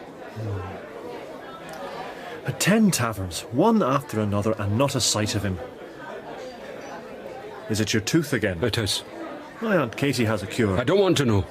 Suit yourself. Wait now. The mirror. It's reflected. In the corner back there. I am searching for a certain woman. Like the rest of us, eh? I will pay good money to find her. How much money? You two, out of here. Oh, come on, McLevy. You heard the inspector. Out. It's a free country. Do you see this fist? Aye. You see your face? Aye. Get out. It's lucky for you I have to visit my poor old granny. Well, well. Inspector McLevy. I've heard of you. Somewhere. Honoured, I'm sure. It's time you were back where you belong, Mr. Sheridan. I am where I belong. Your mother is worried, sir. My mother? The very reason for my presence. You will come with us? I think not. As the man said, it's a free country. That's the rumour. Now come along. Lay a hand on me and I will shout you false arrest. I know my rights. Your rights, Sal Belcher, here. He's correct, sir. If he doesn't want to come, there's nothing we can do. Tell my mother I continue to look after her interests. I bid you goodbye, gentlemen. That's snooty to be... Now, sir, best not to act in anger, especially after drink taken. One whiskey. One can be enough. Let us reflect this night and act tomorrow. You may be right, Mulholland. Near to this and meets the eye. I shall reflect. Barman, a pint of Ramstam. I've grown quite fond of the stuff. Gay strong, sir. More the merrier. Good night, Inspector. Ye shouldn't cheat McLevy. He puts the fear of God into me. And who might you be? Bridie Noonan at your service, sir. I hear you seek knowledge of a certain person. I know where you may find such knowledge. Now, Mr. Bellamy, knock the door, show Boyd where he is signed in the ledger, name the sum you will collect in 3 days and each month thereafter, and say nothing more. That suits. I'm not fond of words. You could do it, Mr. Marshal. No, Mr. Bellamy. I shall watch your back like a guardian angel. Off you go now. Right enough. My name it is Sam Hall, it is Sam Hall. My name it is Sam Hall, it is Sam Hall. My name it is Sam Hall, and I hate you one and all. Yes, I hate you one and all. Oh, what's going on? Name yourself, I'll cut your throat. It's all right, Hannah. All right, a bad dream. Wait now. I'll light the lamp. There now, that's better. Yes, better. Oh, a nightmare. Not for years have I had one. What about mistress? That razor, can you stop waving it at me? Oh, sorry. Boon companion. I dreamt Marshall. That man Marshall, he was leaning over me. I could not move, like a helpless child. Yet why should the man disturb me? He's perfectly polite. Manners count for bugger all. Oh, the dream. It was as if nothing I knew was real, as if everything was shifting. You've never been the same since you put in that puddle for a fish. I have a presentiment. A creeping evil abroad in my city. Perhaps that's why my tooth pains me. Not a punishment from God, but a warning. An omen. Corruption is walking the streets, but I know not where. Nothing is what it seems. On the face of it, Andrew Sheridan is just a spoilt brat, but I sense behind his bravado a disturbed soul. It is past midnight, a time when the dead rise from the grave and demand payment from the living. I have enough phantoms on my trail, so I'd best busy myself chasing the spectres of others. The lieutenant will not be pleased. You said reflect and act. That's what I have done. But not an action which leads us to... Mrs. Sheridan, how kind of you to receive us, ma'am. Where is my son? Safe enough. We found him in a low tavern, but he was a mite unwilling to return to the bosom of his family. How so? A flat refusal, ma'am. Could you not force him? That is against the law.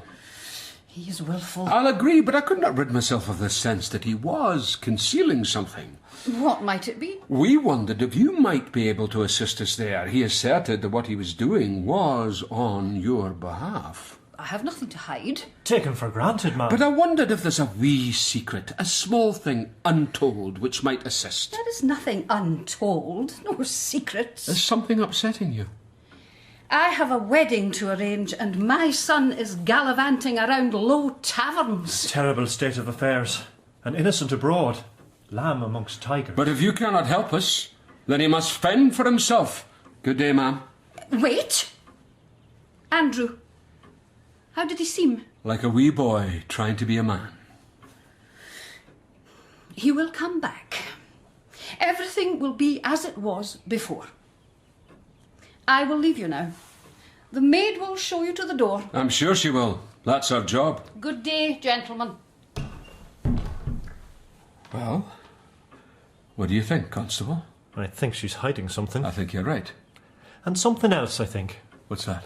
You can tell Lieutenant Roach about our little visit, because I'm damned if I will.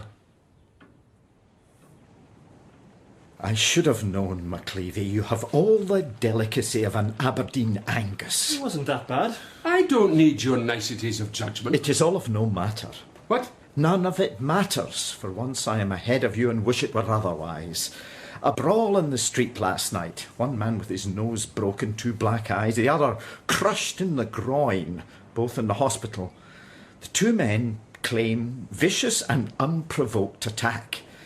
The assailant is now in the cells. Andrew Sheridan? No less. He has some sand, then. Unprovoked.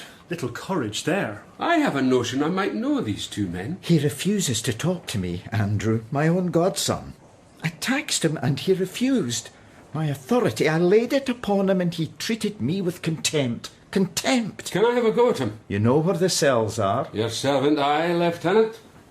Sir, are you going I to... am indeed. But shouldn't I... Andrew takes pride in rejecting the accepted mores of society and myself in particular. He will not play by the rules. Very well. Let us see how he fares against a master of the craft.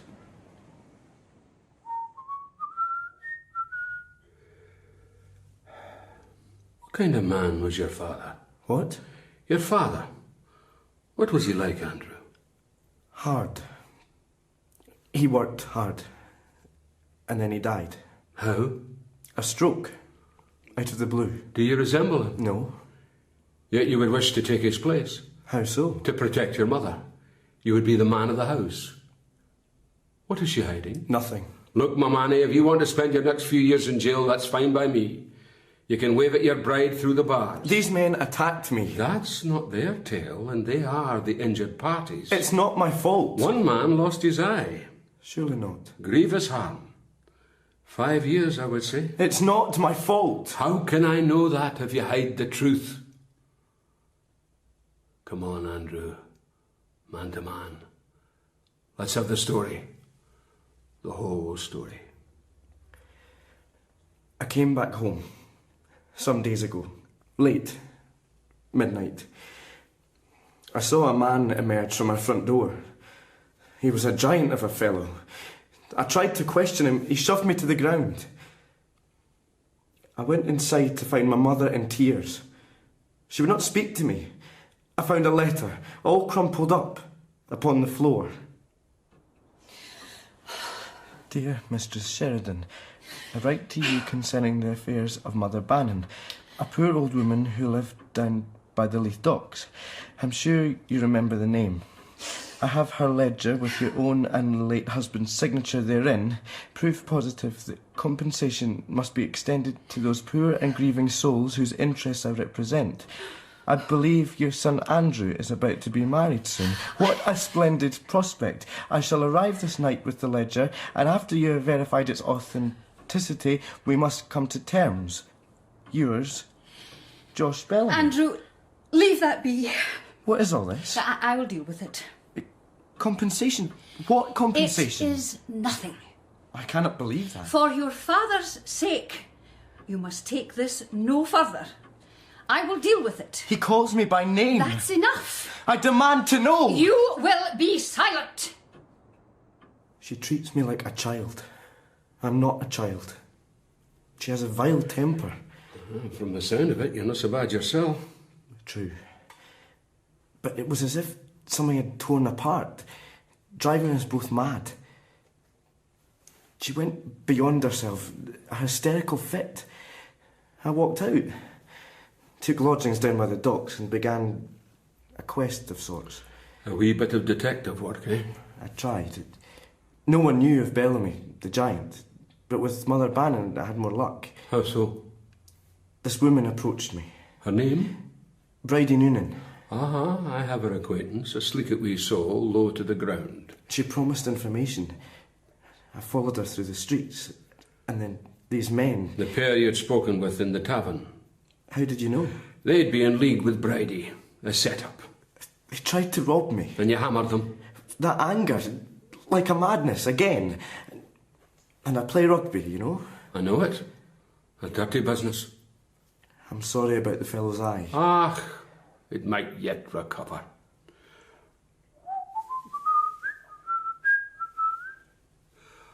Well, quite a story. Can you help me? That's possible. But this is a delicate matter, Andrew. Can you trust me? I can. Mother Bannon. I have but a shadowy recollection. A constable at the time. That wasn't yesterday. Mulholland, if you've nothing better than such to add, then add nothing. Sorry, I'm sure. Carry on, McLevy. Thank you, sir. Gin in the knitting needle. Beg pardon? Backstreet abortion, that was the rumour. Infanticide also, but nothing could be laid at her door. A slippery old crater. Dead and gone, I suppose. But Bridie Noonan is alive. And when a young girl, she never left Bannon's side. She'll be deep undercover by now. I'll guddle her out. Do so. Despite myself, I'm fond of Jenny Sheridan and the boy. I have a bad feeling about this, James. Likewise. I'm reminded of a time on the course when I stood over a 3-foot putt to win the match. I had the same bad feeling. Did you miss the stroke, then? A seagull overhead chose that moment to evacuate itself. The dropping landed on the ball just as I hit. My aim was true, but it never reached the hole. Impaired by excreta. Rubber the green, sir. The beautiful Jean Brash. I'm so delighted you could accept my humble invitation to supper. I was curious. How so? I dreamt you. Pleasant, I hope. Horrible. Oh, dear. How was the stuffed pigeon? A wee bit leathery, but tasty enough. What about your lobster? Redolent of the Leith docks. A word of caution, my dear. Yes. The goldfish pool. You must beware herons, fat fish, rich pickings. That's the second time a man's warned me. Who was the other? Jamie McLevy, the thief taker. I am in exalted company. You wouldn't want his company. What are you doing here, Mr. Marshall? Call me Frederick. Do you seek rich pickings? I am a mere vivandier. I buy and sell. What? Whatever comes to hand. I detect some Edinburgh in your speech. Far back. I go very far back. Your friend Mr. Bellamy, Where does he come into it all? We are merely travelling companions. He has his own affairs. I do not know where he is or what he does half the time. What about the other half? That's a very good question. What do you want from me? I want to look at you and drink in your beauty. I say this sincerely. Sincerely? From the bottom of my shallow, untrustworthy heart. That is the truth. I want no more. Now, Mrs. Sheridan, let us dispense with mendacity just for a change. What are you implying? We have spent a day of labour searching out a certain woman. Hard labour, but find her we did. Bridie Noonan. We had to threaten her, of course. Accomplice to robbery. But we'd go easy on her, so she spat out her confession, didn't he miss a trick? I do not know the person. How about Mother Bannon? Does that name ring a bell? I'm not sure. A treacherous old devil. She maintained a ledger which detailed all her transactions. What has this to do with me? Because the transactions, I'm afraid, Mrs. Sheridan, were to do with babies. Unwanted by their own mothers. Sold to the highest bidder. Respectable families who could not have children of their own. But old Mother Bannon was crafty. She insisted that these decent, upright citizens sign their names, a receipt of sort, and I am willing to bet that you are down in that ledger, signed, sealed and delivered. I have done nothing wrong. Bridie sold the book on. To a man, she said, paid her in bad coin. Appropriate. One falsehood on another. And you saw that book not 3 nights ago. How do you know all this? Your son told me. It was not my fault. We could not conceive it. It was him, my husband. I'm healthy. I was examined. The doctor told me it was him. I wanted a baby of my own to hold. And you got one. At a price. It has all come back to haunt me. Which brings us to the subject of blackmail. Your son about to be married? If such a thing became public knowledge... It's not possible. This horrid person... He demanded compensation for the natural mothers, he said. They're long gone. There's no compensation. It's just blackmail. When is he coming back, ma'am? This very night. And then each month. Till he bleeds you dry. You must help us catch this man. And you must tell your son the truth. No, he will despise me. If there is a true bond, it will survive. Cannot do it. And there she stuck. It would make no difference once the facts of the case emerged. Andrew Sheridan would find out one way or the other. But she seemed to cling to a wild hope that somehow her skirts would stay clean if she denied reality to its face.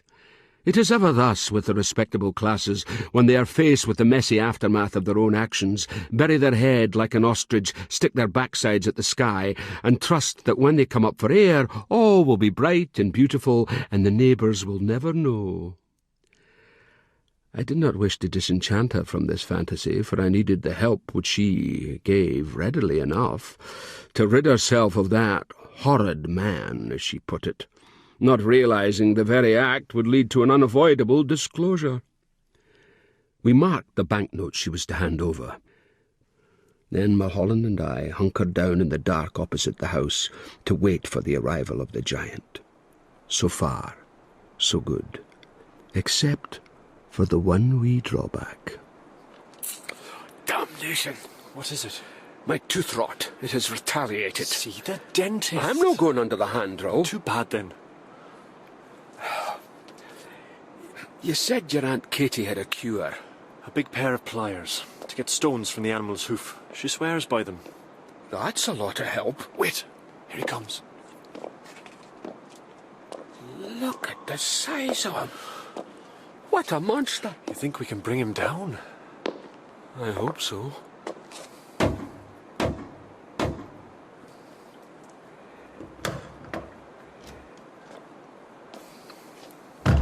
That's him in. When he comes out again, what do we do to bring him down? I'm pondering that. Pondering? Oh, this thing will be the death of me.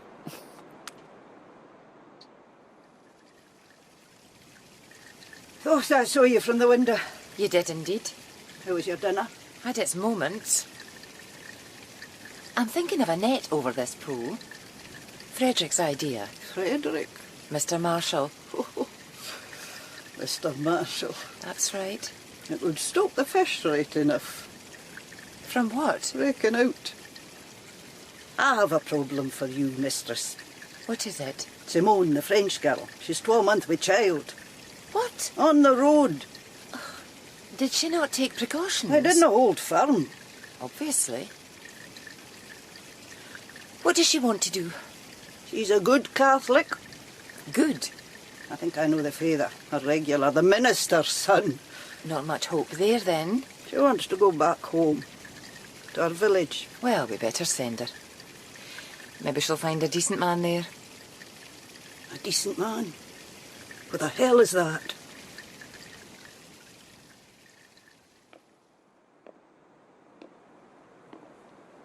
When he gets under the light of the lamppost, we make our move. You go first. Me? You've got your stick. Think of David and Goliath. David had God on his side. And you have me. Stop there, my manny. I am James McLevy, Inspector of Police. You will accompany us back to the station under suspicion of blackmail. Hold forth your hands. There they are, ready and waiting. Cuff the fellow, Constable. Come quietly. Make it easy on yourself now. I'll do just that. Mulholland! You clear out, or I'll break his neck. Wait! Inspector! I'll bring up reinforcements, Mulholland. Reinforcements! Hold the fort! Wait! Gone. Not much of a comrade, eh? I'll break your neck anyhow. I don't like policemen. It'd be murder. A man on duty. My guardian angel will see me right. Too bad. I'll miss the pretty oars at the Just Land. Say good night. Pray to Jesus.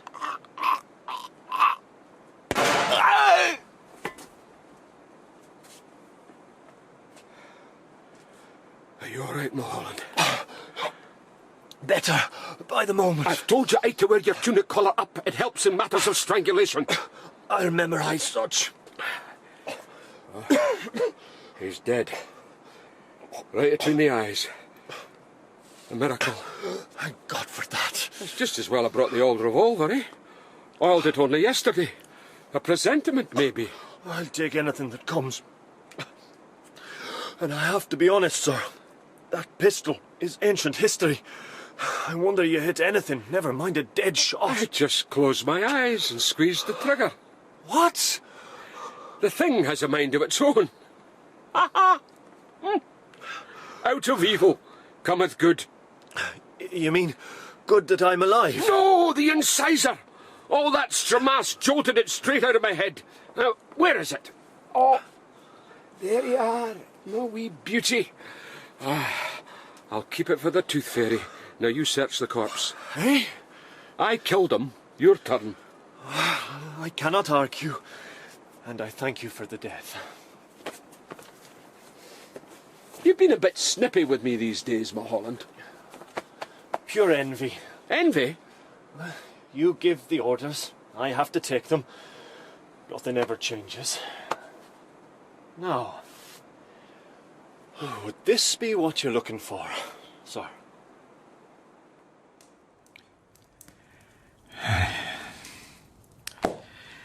The Red Ledger. God preserve us from such evil. The Sheridan names are inside. And others I recognise, Gilbert Boyd for one. How's your whiskey, James? Delicate. I like the malts. Are you not too close to the flames, Constable? This is fine. Deathly cold a while back. I appreciate you both bringing this to me. You weren't at the station, and I knew this was of personal importance. And we thought Mrs. Roach would be at one of her committee meetings, or whatever. The opera Marriage of Figaro. Is that not a comedy? Italian skullduggery. If the contents of this book come out, many lives will be destroyed. How did they manage the birth certificates, I wonder? Fake pregnancies and good connections. That's quite enough, James. A man died for that book. I shot him. A criminal only. I nearly died as well. Does anyone else know? Not yet. And one more twist to the tale. Bridie Noonan described the man who bought the ledger from her. It does not match Bellamy. And while the big fellow was choking me to death, He dropped word of a guardian angel. An accomplice will be long gone, and in any case he may have been a mere go-between. Bellamy was the man in charge. His name on the letters. He didn't speak like a man of letters. Jenny Sheridan's heart would be broken, my godson, like a cripple. I have made up my mind. This book must be destroyed. It is not justice. The man was a common criminal. He died nevertheless for the sins of others. He died for his own sins. I am not an executioner. You saved a comrade, that is all. I'd be dead if you didn't, Inspector. My mind is clear. And this is my order. You give them, I take them. On your own head be it. I shall live with that. I have never seen you break the rules before, Lieutenant. And you may never so again. You need not be party to the act. Leave if you wish. Oh, my whisky's still to hand. And as I say, never seen you break the rules. Mulholland? I'm cosy enough by the fire. Then we'll stoke it up a wee touch. Remember, as well as us, God is watching you. He sees all things. That is your belief, is it not? I am sure he will understand. You can ask him on the Sabbath. So be it. The fire can judge.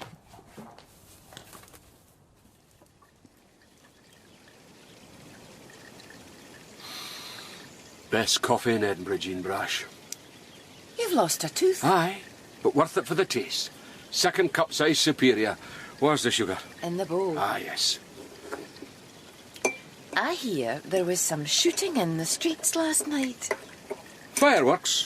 Sound and fury. Uh-huh. Hannah, don't overfeed the fish. Well, what am I supposed to do? The buggers keep coming up for air. One sprinkle at a time. Right enough. Sprinkle, sprinkle. It's times like these it must feel worthwhile to be a body housekeeper. The sun shines, your girls hanging out the clean sheets they spend money a weary hour upon. The French girl, Simone. What? She's putting on weight. Too many cream buns. That's them done over. Mind if I join you? Not at all, Hannah. On the scrounge as usual, eh, McLevy? The name, Josh Bellamy. Does it mean anything to you? Should it? A customer of yours, maybe. Giant of a man. They come in all shapes and sizes. Why do you want to know? Criminal activities. I may remember someone of that ilk. I don't. Did he have a companion? Companion? Tall man, well spoken. Nothing comes to mind. Ah, well. Thank you for the brew. I have promised to treat Mulholland to a spot of supper. Soup only. He has a sore neck. She must be standing right by the oven. What? Simone, when the buns come out. Goodbye, ladies. It's Marshall he's talking about. Be quiet. What kind of criminal activities? Blackmail. A dirty business. Scum of the earth. Goodbye. Goodbye, Inspector. Blackmail. We have only McLevy's word. And he has more twists in him than the devil's tail. The trail ran cold. No trace of the guardian angel, and Bellamy was buried in an unmarked grave. Didn't even make the cold slab at the station. I had killed a man for nothing, unless you count saving Mulholland's life worth the effort. The injured men from the attempted robbery of Andrew Sheridan dropped their charges, but in return they and Bridie Noonan were let go. Thus one act of evasion leads to another in dereliction of duty. Lieutenant Roach made his peace with God on Sunday. Young Sheridan was free to marry his bonny bride, and Mrs. Sheridan wrote a letter to the lieutenant commending me for my assistance in such a delicate situation. I believe she even signed it. All is sweetness and light. Shame is kept at bay. The red ledger went up in flames, and the neighbours will never know. Sweetness and light. Isn't that nice? My name it is Sam Hall, and I hate you one and all. And I hate you one and all, damn your eyes. Jean Brash, a delight to see you once more. Hannah told me you were here. I doubt that she admires me much. I wonder why. However, she ushered me to this private room, champagne in hand, and here you are. Where have you been these past days? I had business to attend. No such thing. You were lying low. Why would I do that? Your colleague, Mr. Bellamy? McLevy was asking after him.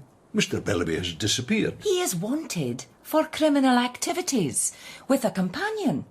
A tall man, well-spoken. That might apply to me. What I thought. Did you inform the inspector? I did not. Good girl. I'm not your girl. What kind of creature are you? Blackmail? The very lowest. You leave a trail of slime behind you like a slug. Blackmail? You heard me. I knew nothing about it, Jean. I give you my word. I sailed close to the wind, but none of that. It would be Bellamy's affair. He doesn't have the brains. You must believe me. Why should I? Because you must. Give me one good reason. You mean more than my life. Do you think I'm clay-kit? Get out of here before I throw you to McLevy. Your mother, Annie Brash. She had red hair, just like you, a pretty wee lady of the night. Do you remember? Until I was 9 years and she died. Then I have other memories. I'm sorry for that. A long time ago, I was a young man, my father a merchant of this city. Annie and we became... I was her regular. She saw no other. Your mistress, then? Cosy. We loved each other. But I was a wild spark, wanted to roam the world. I left her. That was nice. I was young, I knew no better. I have lived abroad since then. When I returned not long ago, an old acquaintance told me that Annie had given birth to a child. That much is true. The child had become a successful woman. A body housekeeper. Like mother, like daughter. Annie was a good soul. I loved her, but I betrayed her also. When I was about to leave, she told me she was with child. I thought it was a ruse to keep me at hand. What a prize specimen you are. Oh, I was young, a fool. I came here to look, to sit with you, to wonder if you were my child. Now I'm sure of it. She never spoke of my father? A dead man? No, he is alive. Why should I believe a word of you? Just below her left breast, your mother had a mark. A mole of sorts. She used to call it a blemish. On perfection. On perfection. This is just terrible. Fate is a queer thing, Jean Brash, and you and I are in the grip of it. Hannah! What is it, mistress? More champagne? Brandy! And bring a bottle. When I probe with my tongue, it's as if the incisor was still present, and the pain as well. A strange business. You know something is gone, but it still exists. Perhaps it is so with evil. You may destroy it, yet the shadow still remains. Or perhaps it is like the guilt I feel for Bellamy's death. I may bury it deep, but it lies there still. Well, what's done is done. At least I'm back on my coffee, and the tooth fairies left me a silver coin. What's done is done. The devil can look after himself. I shall do the same, and I'll meet him any night of his choosing. He with his pitchfork, and I with the old revolver.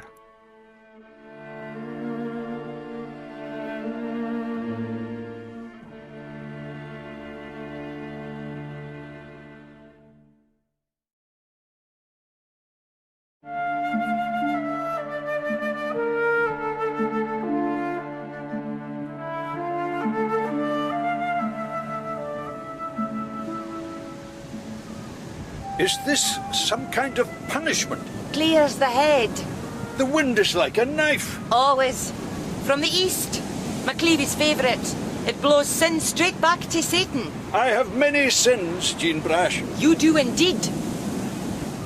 My old bones are cracked with this cold. Might we at least shelter a moment? If you're that desperate, there's a windbreak just ahead. Thank you. You're so very kind.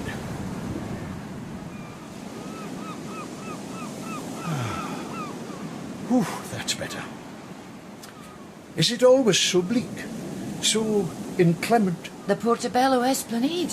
What else do you expect? I cannot believe it.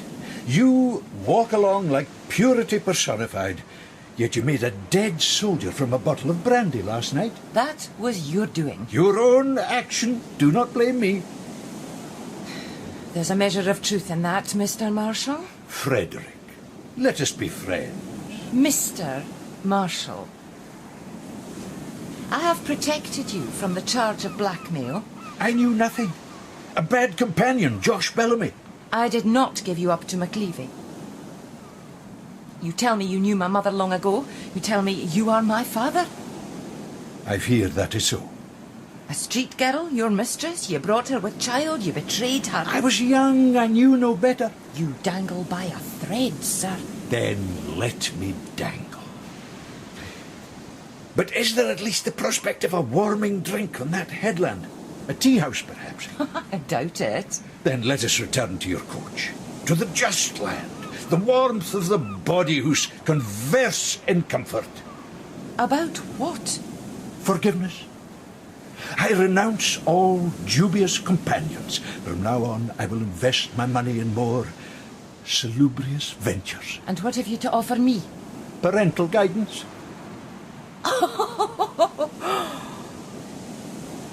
You have the cheek of the devil. More than matched by your good self.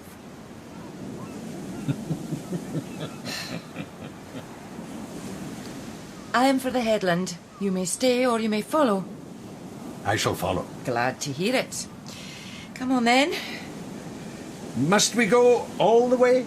It'll put some colour in your face. That is beyond redemption. You better get a move on, Mr. Marshall. A distance to travel. I am but a weary pilgrim. Ah, my bonny Jean. We have a long road ahead. But I will catch you up. In the end. October is almost gone. The dark half of the year approaches. Halloween. You must disguise yourself, lest the evil spirits which throng the streets that night may recognize you as a living being and steal your soul. You must not be seen for what you are. Easy enough for most. We're all in disguise. We pile up coppers on the church plate to show how high is our love for God, and do not look behind to see the bodies of the poor crushed and squeezed together that we may prosper. Ah! It's a fine sensibility, the deceit of self. What a grand masquerade. Not long ago, my own Lieutenant Roach destroyed evidence of blackmail rather than let the respectable victims be seen in the light of day. To save my constable, I shot dead the blackmailer, Josh Bellamy. He lies in an unmarked grave, all covered up. No wonder I prefer the action of the underworld. The outright whore, the pocket delver, the knife that cuts a purse strap, the skylighter. Just after your money, and they make no bones. I am James McLevy, Inspector of Police. My parish is Leith in the city of Edinburgh. I am a great drinker of coffee, and clutch criminals to my bosom without discrimination. Jean Brash was kind enough to recommend a dealer in this town who grinds the beans from Guadalupe. It has put me in a rare equilibrium. It will not last, of course. Halloween is the devil's playground. He will also sport disguise. And what will he come as this time? Oh my, what a fine man you see before me. What are you saying, girl? Oh, I'm sorry, sir. Admiration caused me to forget my proper place and station. You're in the shadow. Come forth. But so much can happen in the shadows. And what is the payment for such? I tremble hard and charge little. It wouldn't trouble your wallet, sir. Oh, I have more than enough. That's good to hear. And I'm ready. Stand and delivery. Let us put it to the test. Oh, I'll test you, by God I will. Not here. Further back the wind. A doorway. Cosy, like a robin's nest. Take me there. Hold my hand, sir. I will lead you. Oh, such a strong hand. A girl needs a strong hand. Where are we going? Here. Here. Now, did I not speak true? Warm, out the cold, out of sight. Aye, out of sight, that's good. What's the matter? Do you not like my razor? It's awfully fond of you. Steel to skin. You ought to be ashamed. Take advantage of a young lassie. Get his wallet. Oh, done. Oh my, well endowed. One wee swish. There's your braces cut, sir. Doon with his trousers, my flower. Just in case he tries to act the hero. Done. Oh my, what a sight. Do you know the Lord's Prayer? I want you to close your eyes and straight through. Slow. God doesn't like it when you hurry up at prayer. Open your eyes before I'll cut your throat. Now, begin. Our Father, which art in heaven, hallowed be thy name. Henry Peyton, you're my wee man and there's no another born. Double for me, Beth. Come on, we have money to burn. Keep some for my family, eh? Aye, but not all of it, Beth. Not all of it. Nothing short of disgraceful. No denying that, sir. 5 robberies in the last 2 weeks on the streets, late at night. Decent men. What are decent men doing out late at night? That's not the point, McLevy. It is an epidemic. Thank God it's been confined to the Royal Mile. Uh-huh. Offy Royal. Worse slums in the city. Breed crime like a dead dog maggots. A good soul can flourish anywhere, Constable Mulholland. That is your assertion, is it, sir? It is, indeed. Truth will out, eh? For the pure in heart. Well, thank the Lord, so far, Leith is untouched. The plague is outside our borders. Lieutenant Roach, a word with you.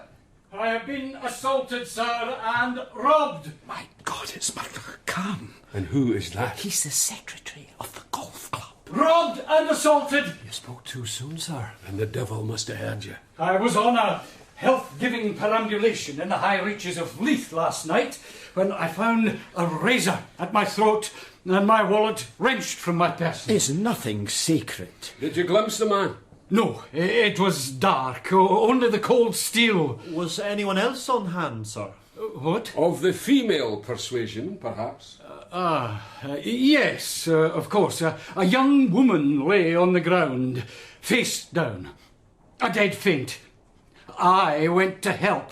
The Good Samaritan. Then I found a razor at my innocent windpipe. A dead faint? Yes. The Good Samaritan? Yes.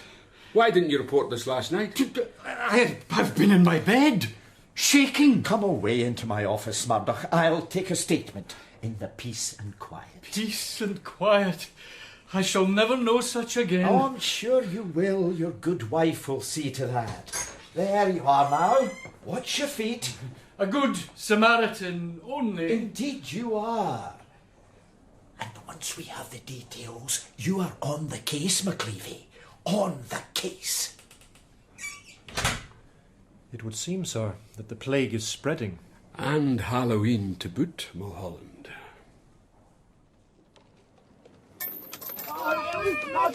No, don't kill each other over it. Plenty for all. God bless you, Jean Brash. No, Mommy says I'll wipe you one day. You'll have to wipe your snottery nose first. Angus. What is it? Whip up the cuddies and get us the hell out of here. Go ahead, Angus. As you command, mistress. Let's go.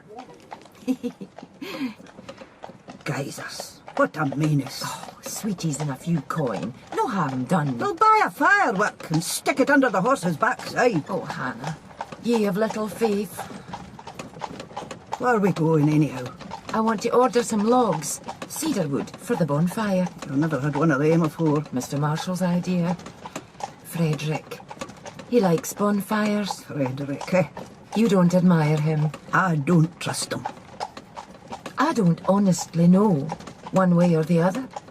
We can't afford belief, mistress. It leaves us open.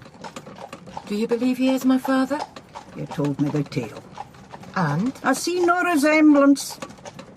Perhaps it's in the character. You're no a blackmailer. Nothing was proven. Nothing against him. Even if his story is true, that he knew your mother once upon a time, he left her. You were ready in her belly. He was young. He knew no better. He thought she had made it up to keep him close. Well, it didn't work. He's no father to you. He may be given a chance. One thing for sure. He drives a wedge between us, mistress. I didn't think that possible. Anything is possible, Hannah. Anything.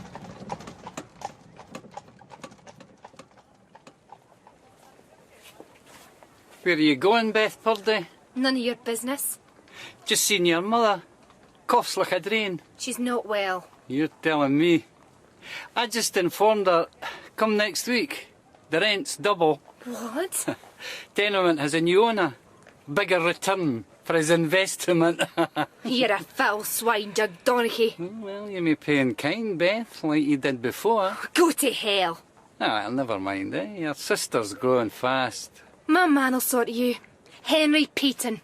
He'll serve these lugs of yours up on a plate. Peaton's a wee bochel. My boys would spit him like a pig. Find that money, or you're out in the street. Plenty more to take your place. The new owner says, he says to me, that's the great thing about poverty. Never goes out of fashion. Damn him to hell. Damn you all to hell. Not high enough, sir. Can Angus not do it? The bonfire was your idea, you build it. This log is a dead weight. I'm sure you've carried worse. There, what do you think? All we need now is a witch. There's your twigs. No very many. What I could get. Right so, they don't amount to much. Like money another round here. Tell me, Hannah, have you ever considered a higher position? Such as what? Top of the pile, perhaps. With a pointy heart? Exactly so. Sorry, I'm no evil enough. You try it. Have you fed the goldfish? Slipped my mind. I'll manage. You, I overdo it. That's me. Generous to a fault. You still haven't put a net over that pond, Jean Brash, and predators abound. I'll get round to it. Predators, eh? Everywhere. I sense from your good self a certain disregard for me. You are not who you pretend to be. Are any of us, Hannah? The mistress wants to give you benefit of doubt. I have no such need. If I am not whom I say, how would I know so much about Jean's mother? I dinna ken, but I'll be watching you. You'll be burning on the fire, broomstick and all. Hannah, you'll never guess what I see floating in the pond. Just come in, mistress. This is the just land, Mr. Marshall. My territory. I'll be watching you. How splendid. I'm home and I hate you one and all. Yes, I hate you one and all. Damn your eyes.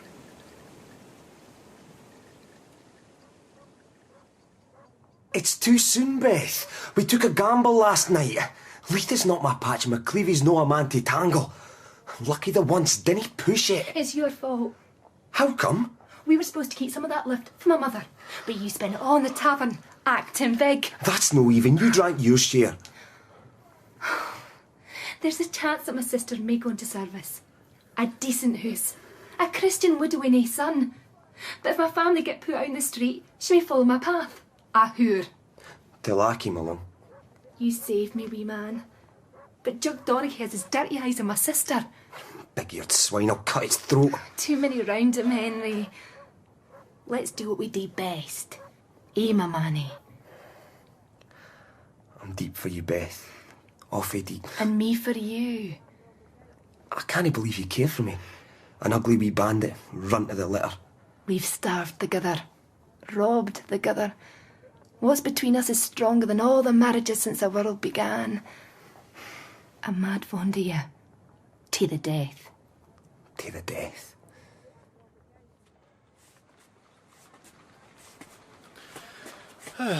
That was a waste of time. We didn't have much to go on. What did the golfer tell us? A wee man with a razor. That eliminates half the street Keeleys. And leaves the other half. Knew nothing of the girl either. Face down, he said. Face down my backside. You think it was a honey snare? I do, and Murdoch Khan was hell-bent on getting sticky. Talking of honey, look where we find ourselves. It amazes me always how your footsteps lead you so often to the just land. Yeah. See through the gate here. A bonfire. Built and ready. A rare sight. For a bawdy house, certainly. There's Jean Brash. Who's that fellow with her? McLevy, you look like a monkey at the zoo. Come on, Mulholland. A wee visit. I'm curious. You sniffed a coffee. Kill your granny for it. This is my friend, Frederick Marshall, just new arrived in Edinburgh. Inspector James McLevy and my acolyte, Constable Mulholland. Greetings from the acolyte. Gentlemen, your servant. New arrived, eh? Indeed. What for? Business. Huh? What kind of business? I speculate. So do I. McLevy, you're not on a case now. He's always on a case. Well, I'm afraid I shall have to disappoint you, gentlemen, as a subject for investigation, because I must leave this instant. Why is that? Business. I shall see you this evening, my dear. I look forward to it. A man of straw. I beg pardon? On the bonfire. My Aunt Katie always stuck a straw man with horns for the devil. Our effigy is still under discussion. But we'll hammer it out later, my dear. The best things in life come later. Till then, my dear. Very pally, you and Mr. Marshall. Old acquaintance. I've come to warn you. About what? The goldfish? They should be covered for their own safety, but no, your clients. When they have bathed sufficiently in sin and are whistling their way back home to the wee wife, Gardy-Lou, a night walker on the prowl. Can the great McLevy no catch him? He's not of my parish. He may have tumbled across the bridges. From the Royal Mile? You have it. Enough misery up there to start 1,000 night walkers. And 1,000 whores also.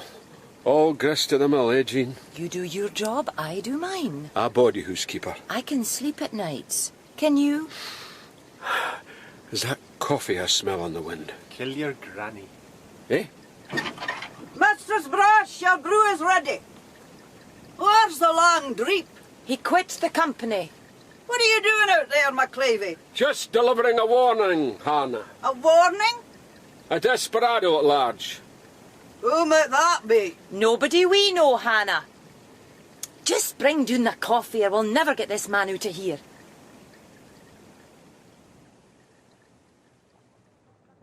Your commission, Mr. Donaghy. I thank you, sir. You've done well, and shall do better. Oh, I'll squeeze them for you. Every last drop, like pigs in the slaughterhouse. It's just business, Mr. Donaghy. Good practice. I bought the property from a decent Christian. In his father's house are many mansions, and I intend to buy them all. Oh, that'll cost you. Why, we must engender a bigger return. Money makes money, sir. Oh, well, I'm a what to spend mine. Mr. Donaghy, you must always observe the rules. Eh? I have chosen this room carefully. It is adjacent to the back entrance of the hotel. You will enter so and knock 3 times upon the door. Rat, tat, tat. What I did? And you will do, each time. A trifle cloak and dagger, but one can never be too careful. Who is it you fear? Everyone. My name, it is Sam Hall, and I hate you one and all. You like that song, sir? I heard it in the cider cellars of London. It struck a chord.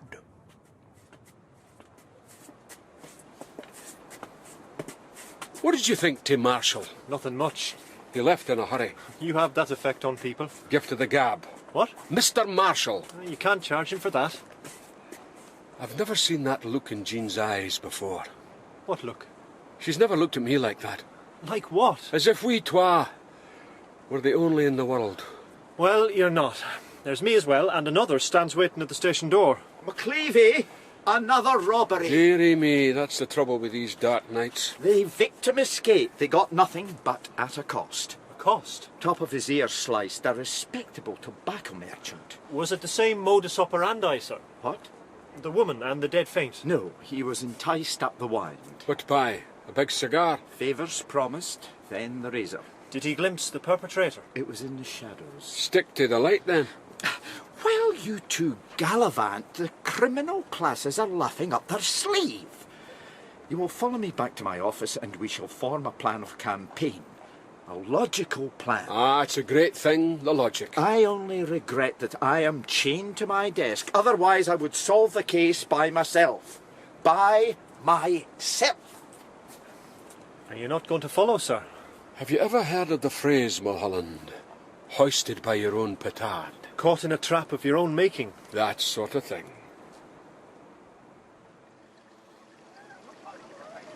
Your girls are waiting, Jean. Are they now? The bonfire is ready. Hannah's refused to sit atop, so we've had to fashion a straw besom rider. You must start the flame. They can wait. May I join you on the bench? You may. Your fish are getting big and fat.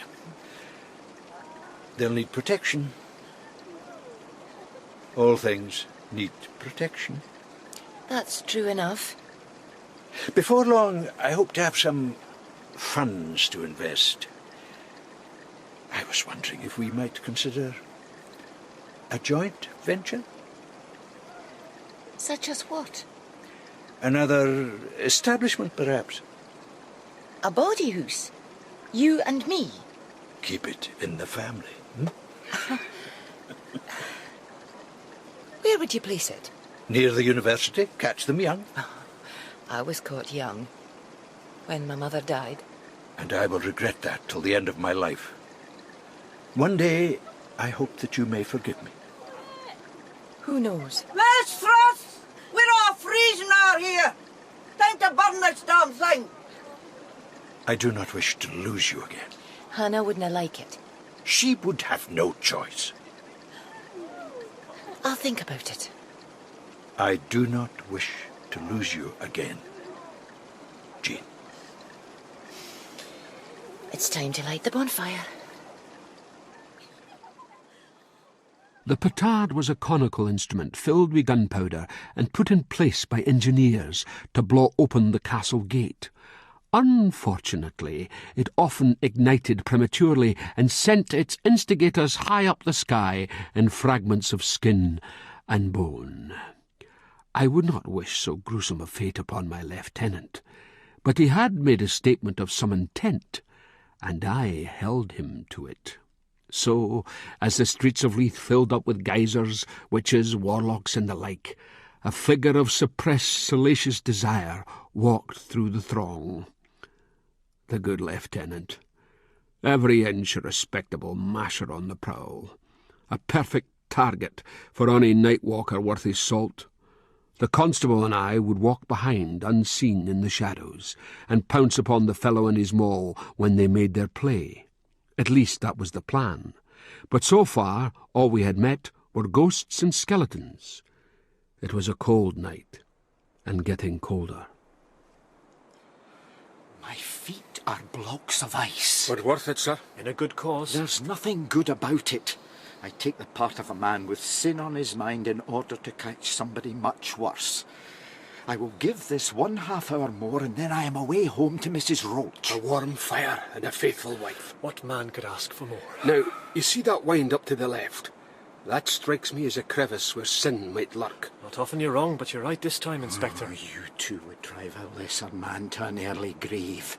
If, by any chance, I am assailed from the shadows, do not Galley? We'll be there, sir. Like a bolt of lightning. There's no need to overdo it, McLevy. Just a prompt arrival if the razor's at my throat. That's all I ask. You could almost feel sorry for him. No, you couldn't. What's the matter? Someone just walked over my grave. I'm remembering a time not long ago when Bellamy was about to break my neck and you shot him dead. I did indeed. And he's still on my mind. Come on. The lieutenant's far enough ahead now. Follow my leader. Well, what a fine figure of a man. I beg your pardon? More to you than meets the eye. I certainly hope so. Would you like to spend some time with me, sir?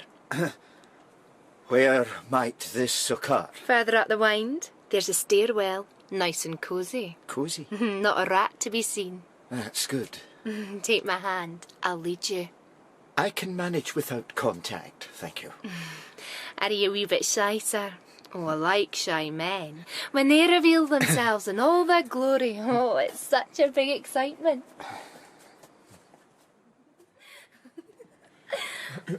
Where are you? I'm here, sir. Is it not nice and cosy? It is somewhat cramped. Like a coffin, maybe. I cannot see. It is black as the Earl of Hell's waistcoat. And here's his razor at your throat. McLevy, I am in jeopardy! Not for long, sir! Don't make a move! I can't move! Beth, get out of here! I have him fast! Let me go, you glicked gout! McLevy, but where is the thief? In my hands till you launched yourself upon me. I couldn't see it. It was an honest mistake. It was blind panic. Sir, I have the girl! Oh, God! She bit me! Keep her teeth firm, Mulholland. Keep her the bite, the mere she's hooked. Then help me reel her in! Now, let's have a look at you, my lassie. Oh, not a face I know. Go to hell. A long sentence awaits. You have but one chance. Name your accomplice. He is a man of violence, not you. We'll go easy. Just a name. I'll give you nothing. To the death, wee man. To the death. To the death. Oh, Beth. Beth. I didn't want to go out again this night. The luck was bad. I did for you. Your family. For you. And now I've lost you. My bonny jewel. God's curse upon that man. He did it. His greed. He did it. His hands are clean. He looks down from on high. His hands are clean. He is safe. He did it. It's a bad idea. Frederick is a clever man. You've got me. What need a clever? A business venture, a new establishment, a challenge. I like to be challenged. You delude yourself, mistress. In what way? You let him into your life through weakness. I watched you at the bonfire like a child. I'm not a fool, Hannah. But you wish to believe the worst danger. There is a bond. I feel it. He will betray you. I see it in his eyes. I see nothing of the sort. He is my father. Perhaps. I believe that. If so, he betrayed your mother. He will again. And where is he now, eh? Back to his hotel. That's what he says, but where is he really? What does he do day and night? Where does he find his money? Oh, you do not ask these questions, mistress, because you're afraid of the answers. All we know about him is that he was complicit to blackmail. He proclaimed himself innocent. And you believe him? The world is changing, Hannah, and we must change with it.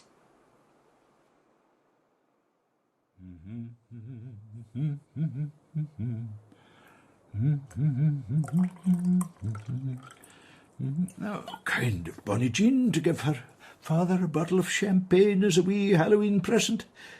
Nothing beats champagne. Oh. Mr. Donaghy, right on time. How splendid. Well, sir, what news? Oh! Backing, or I'll chip you where you stand. Into that chair, and don't move a muscle. I don't want you looking down on me. Who are you? A wee street keelie.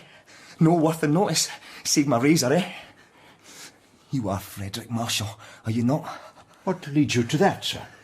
Jug Donaghy. I caught up with him outside the tavern, gone to relieve himself. Tell me it all. Your name, your place, knock at the door, everything. I couldn't wait. Especially where I'd snuggled up the blade. What's this? Champagne. Sweet. Like a lassie's kiss. You owe me a reckoning. I'm sure we may reach agreement. We will that.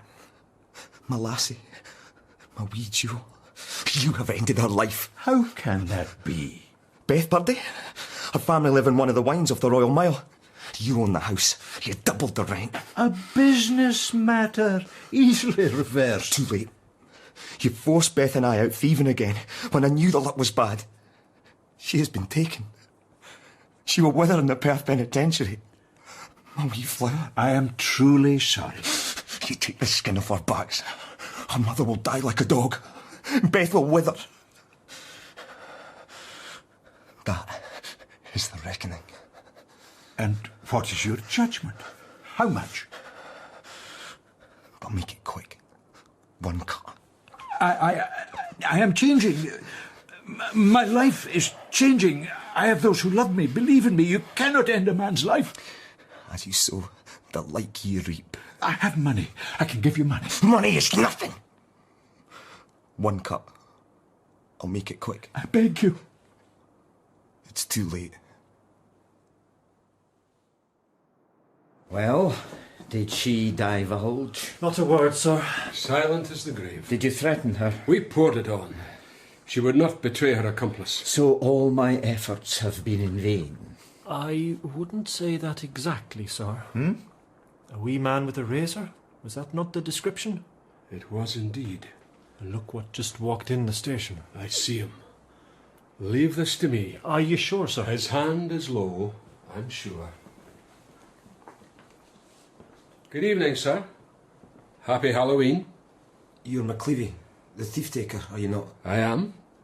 That's a fine implement you possess. You can have it. I wiped it clean on his jacket, on the side. He didn't mind. Who? Frederick Marshall, in the Cathcart Hotel, no far from here. You get in by the back. Mulholland, deal with this man. Where are you going, sir? Just deal with him. I think it might be best, Mr. Peyton. Henry Peyton, Esquire. If you could accompany me to the cells. I'll do that. Are you the High Hegian? I am lieutenant of this station. Beth, my wee jewel. Could you give her a message? What is it? Could you say, from Henry Peyton, these words? To the death. Is that all? That's all.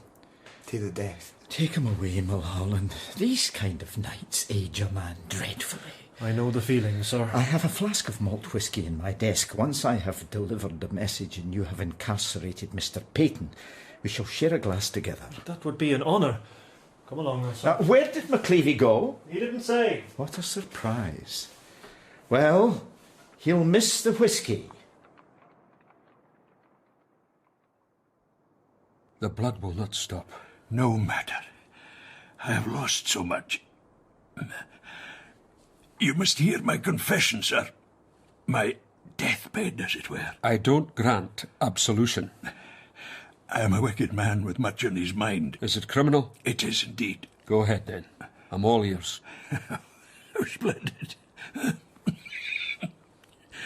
Jean Brash told me you were a rare beast. She was right. Now listen. Not long before, you had a case of blackmail. Josh Bellamy. Where is he? Dead. No matter. I was his accomplice. Or rather, his master. The ploy was mine. But Jean Brash said you had new arrived in Edinburgh. She lied. To protect me. Why? Because she thinks I'm her father. And are you? I am many things. A coney catcher, for one.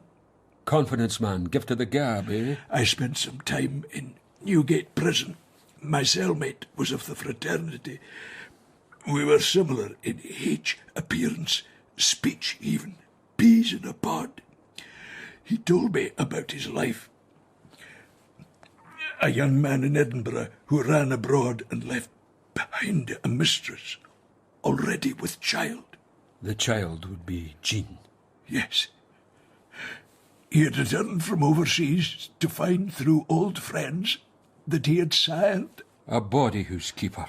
The Premier Madam of Edinburgh.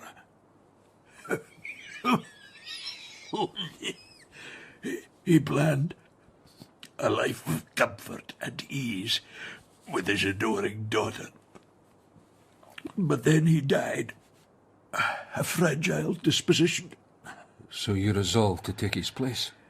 I had become known too well in London. I thought Edinburgh would be easy pickings. Jean Brash is not easy. She is not. But I have grown fond of her. There must be some small part of me yet uncorrupted. You're as white as a ghost, Mr. Marshall. I am about to die, Mr. McLevy. Give Jean Brash a kiss for me. I will do no such thing. I will tell her the truth. That would destroy her illusion. One small fragment of affection she has allowed to grow in her heart. That would be cruel. Why have you burdened me with all this? Because you are the only one on hand, sir. A man must make his peace with whatever is available. How splendid.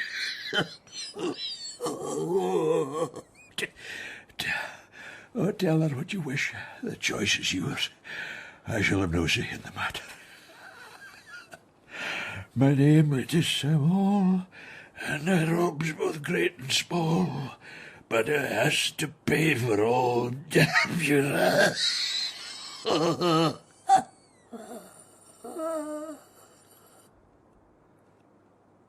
How is it I end up talking to dead men?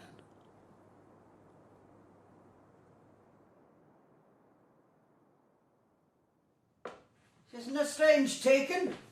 Look, she gies me. You'd think it was me cut his throat. Huh? Never mind, things will get back to normal. Well, as normal gets round here. For a body house? You have it. Bad luck about the goldfish, eh? What? A herring hit the pool early morning. Nathan in it but big upside down fish with lumps out of them. Does Jean know? No yet. One thing at a time. There's the door. Best of luck. You need it. Thank you, Hannah. Oh, hey, McLevy. What? Thank God Halloween's ended, eh?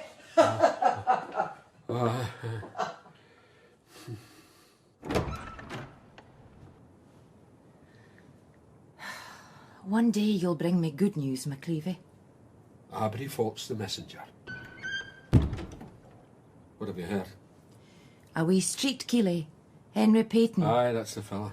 The razor man. One cut. He blamed your Mr. Marshall for his life of crime. How so? Seemingly Marshall had been buying up slum buildings and raising the rent. He is not here to defend himself. That's true enough. Did you watch him die? Such was my fate. Did he make mention o' me? Aye. Oh, aye. He did. What did he say? It is under evidence. For God's sake, McLevy. Must you be a policeman every minute of your life? You have tears in your eyes. I do not. It is an allergy to your presence. I'll leave then. No, don't you dare. What did he say? He said he loved you like a father. He said that? He did indeed. What else? Eh? What else did he say? He said he was many things. That is true. He wanted to protect me, like a child. He loved me for that. And I loved him back, I suppose. You suppose? It's difficult to tell. Do you have a hanky? Uh-huh. Is it clean? Of course it's clean. Here.